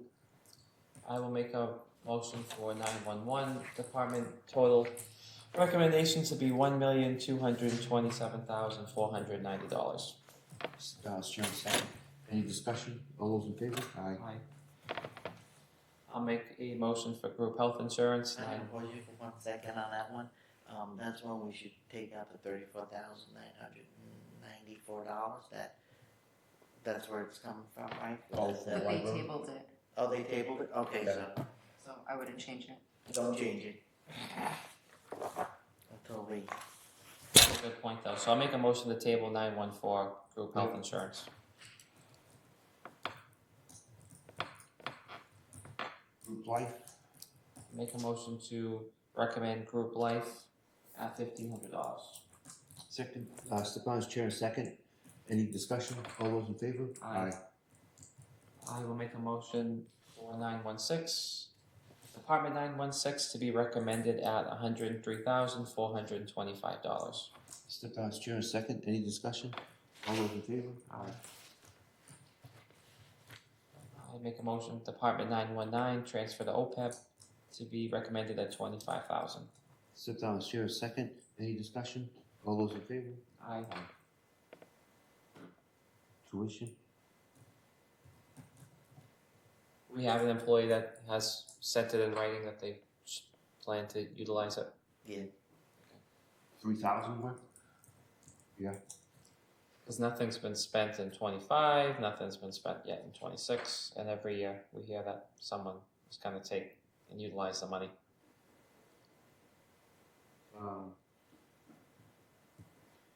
I don't remember it, but It's good to have something there yeah, for our employees. 3,000 is the bylaw maximum. Oh, for one employee. Okay, thanks. I'll make a motion to recommend tuition Department 920 in the amount of $3,000.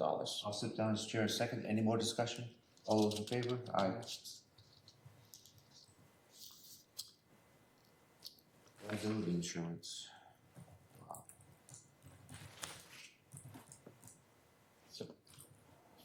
We're still looking into that workers' comp Yep. to see if that's allocated properly. Okay.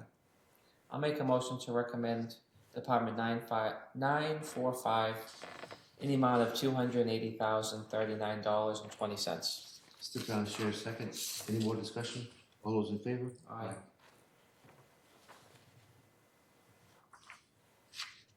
We don't do sewer, do we? I believe there's a recommendation in the warrant, yes. I'll make a motion to recommend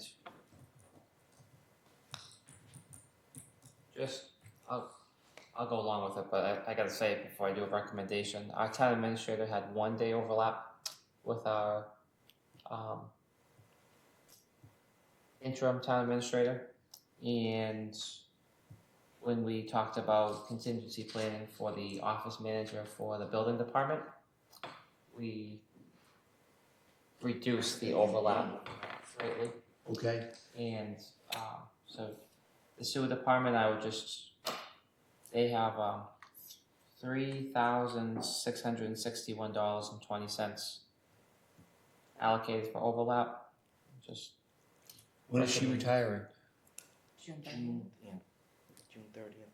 So it's a 2-week overlap. Just, I mean, as a reminder, this isn't, they raised the funds and the funds. that Right, they that's why I raised didn't know we even voted on it. Put towards it's like, it's a recommendation. And I know that there's a lot of minutia involved in it. So, in getting up the bills and all that stuff. It's not as, it's much, much harder than being a town administrator, so. okay.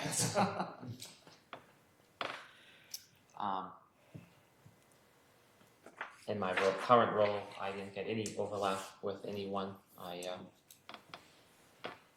sink or swim. That's what I was told. And Yeah. anyways, but I will recommend it. But I hope they manage that line as good as they can.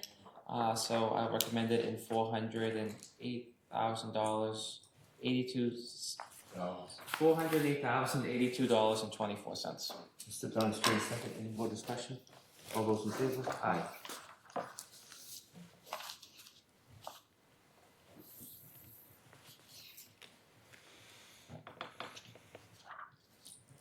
It was a pleasure doing those recommendations with you, Peter. Thank you. Same here. Thank you, Mr. Chairman. That was a good time. We still have, The whole other one to do. Oh. Yeah. I thought we were done. No. I did, just a point to note that we did not, if we get the debt exclusion, we're not cutting stipends in half. So that's stuff. Just a. was what my opinion was. Not to cut it in half. What do you think? Oh yeah, definitely. Okay. No, I'm all for doing this, and that's fine if Yeah. that's what you want to do. I don't care. But we have the debt exclusion vote in just a couple weeks. It's Mhm. April 11th. Can we vote on it? Can we vote on this after the debt exclusion? Because there's a 50-50 shot. We might not even have to vote on this. You know what I'm saying? We'll have a lot of clarity in just a couple of weeks. Well, what does this mean, in a sense? This is our budget as of today, what we just did. So what it means, right, so we're preparing 2 budgets. The Right. recommendation, say we don't vote on that budget, then this is the budget we're going forward with, whether we get the debt exclusion or not. Can you vote? You can have, a few things are going on, right? You can vote on it after, but one, we have to have a special meeting. The finance committee is voting their recommendations on the 16th. But also, something to keep in mind, that we will have a new selectman at that time, who, right, their first act would be voting on the budget. So, part of, although Nicole is not here, part of the deal is that at least we have the 3 selectmen who have been here through the fiscal year to vote on the budget. I think, I know the hour is getting late. Do we have anything, if they want to put it off to April 8th? Any issues with that? I would prefer to just do it now. Serena would prefer to do it now. The dates are gonna come up real tight. Yeah. Fast. So I think you could go through it relatively quickly. We'll keep it, and the issues where you reduced or raised, we could point that out. That would be wonderful. That would be great. If Serena's happy, I'm happy. Listen, you don't have to see her the next day, all right? Yeah. Well, that's not nice. I don't mind. Okay. Let's stop. Okay. 113. Nothing changed. I will make a motion for 113 town meeting to be recommended at 6,000. Stefan's chair second. Any discussion? All those in favor? Aye. Moderator salary, 114. I'll make a motion to recommend that amount at $250. Step down as chair and second. Any discussion? All those in favor? Aye. BOS? No changes on that we had for the other budget? Now there are, I mean, we Stipends. increased some, well, yeah, we increased the stipends, yeah, so there you go. We didn't reduce anything in the other. No. No, I got it here in front of me. Thank you. So 122, Board of Selectmen, motion to recommend at $191,179.34. Step down as chair and second. Any more discussion? All those in favor? Aye. TA? I will make a motion to recommend Town Administrator, department total to be $202,233.40. Step down as chair and second. Any discussion? All those in favor? Aye. Finance? All right.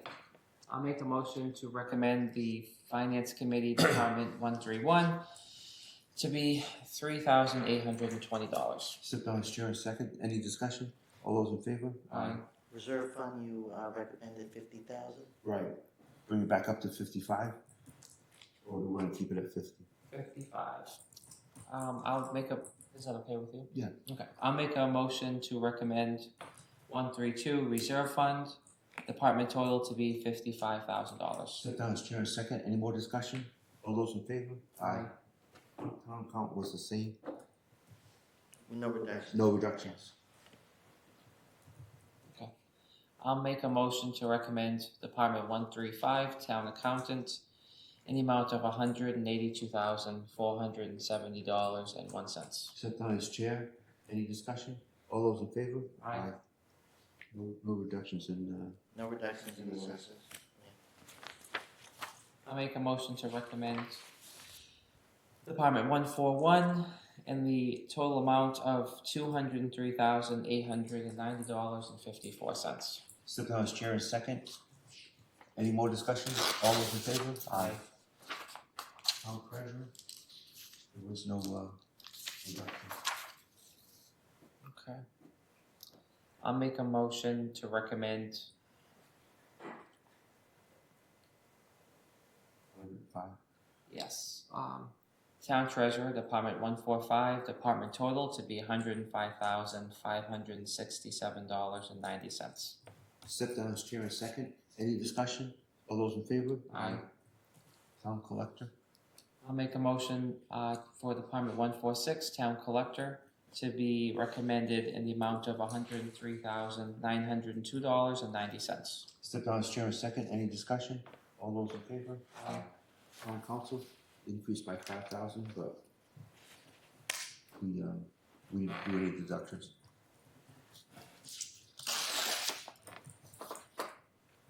So it's going to be at I think we 45,000. should keep it just at 40,000. 40,000? Are you okay with that? Yeah. Okay. I recommend 151, Town Council, to be recommended at $40,000. Step down as chair and second. Any more discussion? All those in favor? Aye. Data processing? The only thing I have is, you did recommend that, or just exploring the fees for the building software, for the pro back to you. Okay, thank you. I appreciate that. This one is still higher though than, It is. Yeah. looks like 20, no. let's The see. website support. All right. Okay. I'll make a motion to recommend Department 155 data processing in the amount of $72,319.13. Step down as chair and second. Any more discussion? All those in favor? Aye. Tax title foreclosure? This one you got down to 4,500. What would you like to do with that? Keep it to 45. Okay, I'll make a motion to recommend 158 in the amount of $4,500. Step down as chair and second. Any more discussion? All those in favor? Aye. Town clerk? There was no 2% in the first budget. Right. I will make a motion to recommend 161 Town Clerk in the amount of $154,468.42. Step down as chair and second. Any discussion? All those in favor? Aye. The elections you tabled. Thank you. I'll make a motion to table 162 elections. Step down as chair and second. Any more discussion? All those in favor? Aye. Registration. I'll make a motion to recommend Department 163 registration in the amount of $9,100. Sit down as chair, second, any discussion? All those in favor? Aye. Conservation, we changed, we tabled it, so let's table it again. But there was a discrepancy of $500 in the fuel,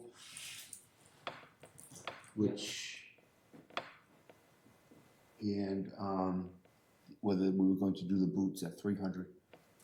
And for them to do a zero based on the professional Right. technical line. So we're going to table that as well. I'll make a motion to table 171 Conservation Commission. Step down as chair, second, all in favor? Aye. Other supplies for the Trails Committee? There's nothing. We didn't get Right. the table, yeah.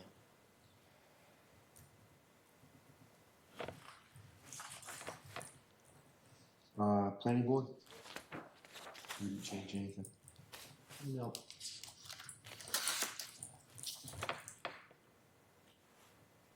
So, We put back. oh, the stipends, okay, that's the difference. All right, I'll make a motion to recommend Department 175 Planning Board in the amount of $50,867.21. Step down as chair, second, any more discussion? All those in favor? Aye. Board of Appeals? All right. I'll make a motion to recommend Department 176 Board of Appeals for $34,534.73. Step down as chair, second, any discussion? All those in favor? Aye. State and Economic, you recommended $400. I'd keep it the same, 400.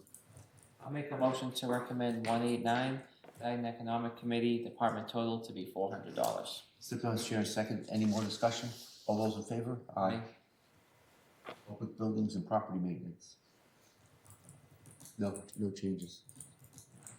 It is slightly different. A little more because we added into some maintenance. No, I meant, we didn't change it Right. You didn't. last time around. Okay, so more maintenance. Okay. All right. I'll make a motion to recommend Department 192 Public Buildings for $218,300. I'll step down as chair, second, any more discussion? All those in favor? Aye. Town reports, 195. I'll make a motion to recommend town reports for the amount of $1,000. Step down as chair, second, any discussion? All those in favor? Aye. Police department, there were no changes from last month, previous. Okay. I'll make a motion to recommend Department 210 Police Department for $2,064,349.38. Is this hiring a new police officer at all in this? Either An budget? additional police officer? No. No, nothing, No. okay. I mean, we have the kid in the academy now, but Yeah. not yet. Okay, I'll step down. Sorry, on the academy, could you let us know when he graduates? That'd be kind of cool, just to maybe That's this spring, right? maybe attend that or something. That'd be kind of cool. Yeah. Yeah. Wasn't it in July or something he was gonna be ready? I'm not sure. Because, It was July or August, yeah. yeah, I remember. I think it was July. Yeah. Yeah, I'd love to know what ROC he's in and you know, where, what state, like what academy and when it graduates. Oh, Kind of cool to attend that, you know. yeah, I've been to one. It's all right. Not out in the sun, I'll go. To attend his graduation. To attend his graduation. Did you make a motion? I don't remember. Okay. No, you did. You made a motion on the police, but I'll step down as chair in a second. Any more discussion? All those in favor? Aye.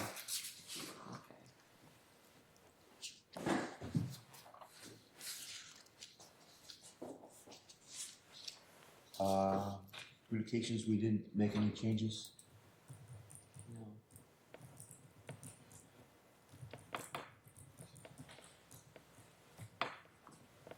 You know what's interesting? Oh, go ahead, let's do communications first. So if the debt exclusion passes, there's a $20,000 increase in salary for operators? well, Yes, and the reason for that is they took the $20,000, they have a grant money for that, so they're applying the grant money to the salaries, so we have to reduce it, so if we get the debt exclusion, they're gonna redirect that grant money to something else. Why? The grant is written for salary. and So for why training. are we redirecting it then? Well, we don't need it appropriated in the budget if they're gonna expend it from the grant. So if the no debt exclusion, then they have to expend it from. In previous years, they were holding on to the grant money. So recently we've been telling them to start spending the grant money because we need it to. The budget can't sustain it. Okay. So that grant money doesn't like expire. It's ours until we use it. Yeah. Is that not a good municipal way to ask? So I've looked into that a few different ways, and you know, if you don't bring it to attention, it was allowed in the past. But that's another reason why I told them to start spending it. Well, I think it should match the no debt exclusion. Yeah. I'll make a motion for Department 215 totals to be $429,646.85. Okay. I'll sit down and share a second. Any more discussion? All those in favor? Aye. What I was going to say earlier was the chief with a debt exclusion only increased his maintenance on his trucks by a couple $1,000. Fire. Fire, yeah. He level funded. But we gave him $20,000. But, yeah. So you can recommend 20,000. I'd increase it by 1,000. So he level funded to 18,750. So, I mean. So we gave him a $3,830 increase to his recommendation, but with no debt exclusion for him to be comfortable, it's $2,700 increase. But in ambulance, he has another $2,700 increase. So for him to be perfectly comfortable with his equipment repair and maintenance, he's at $5,000 and change. Yep. So we get him a little closer to that. Yeah, okay. But so what's the new maintenance number? Are you gonna like carry it to 20,000 for? Yeah. I think he was still concerned with the debt exclusion dollar amount as well, maybe not being sufficient. Right. Because Ralph had asked him to come in at a certain dollar amount. Okay. So he came in at what was requested, but I think he still Even with the debt felt exclusion. that it was a little short, yeah. Okay. do you want to? Make it to 20,000. Oh, okay. All right. So.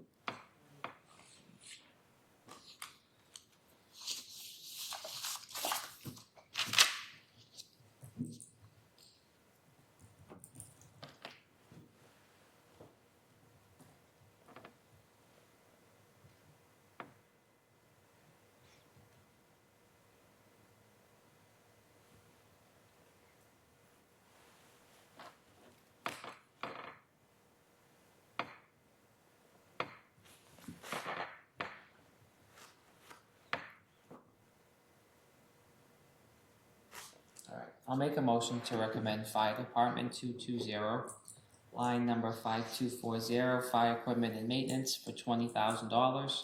For all other lines to match the town administrator's recommendation. And for the department total to be $850,386.12. I'll sit down and second that motion. Any more discussion on it? All those in favor? Aye. Ambulance.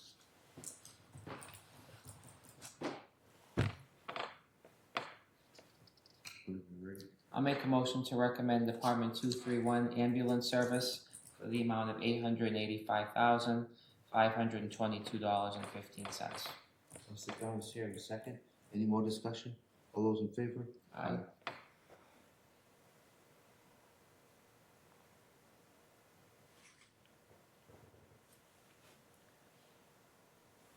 arsenal next to the building. Yep. I mean, you could use the same numbers that you used for the exclusion. Right. Can I just say that for my motion? Save all that. I'll just say it all. All right, so Department 241 building inspection. I'll make a motion to, for line 5105, building commissioner to be $98,000. Line 5380, demolition of deteriorated structures to be recommended at 0. And travel 5710 to be recommended at $250.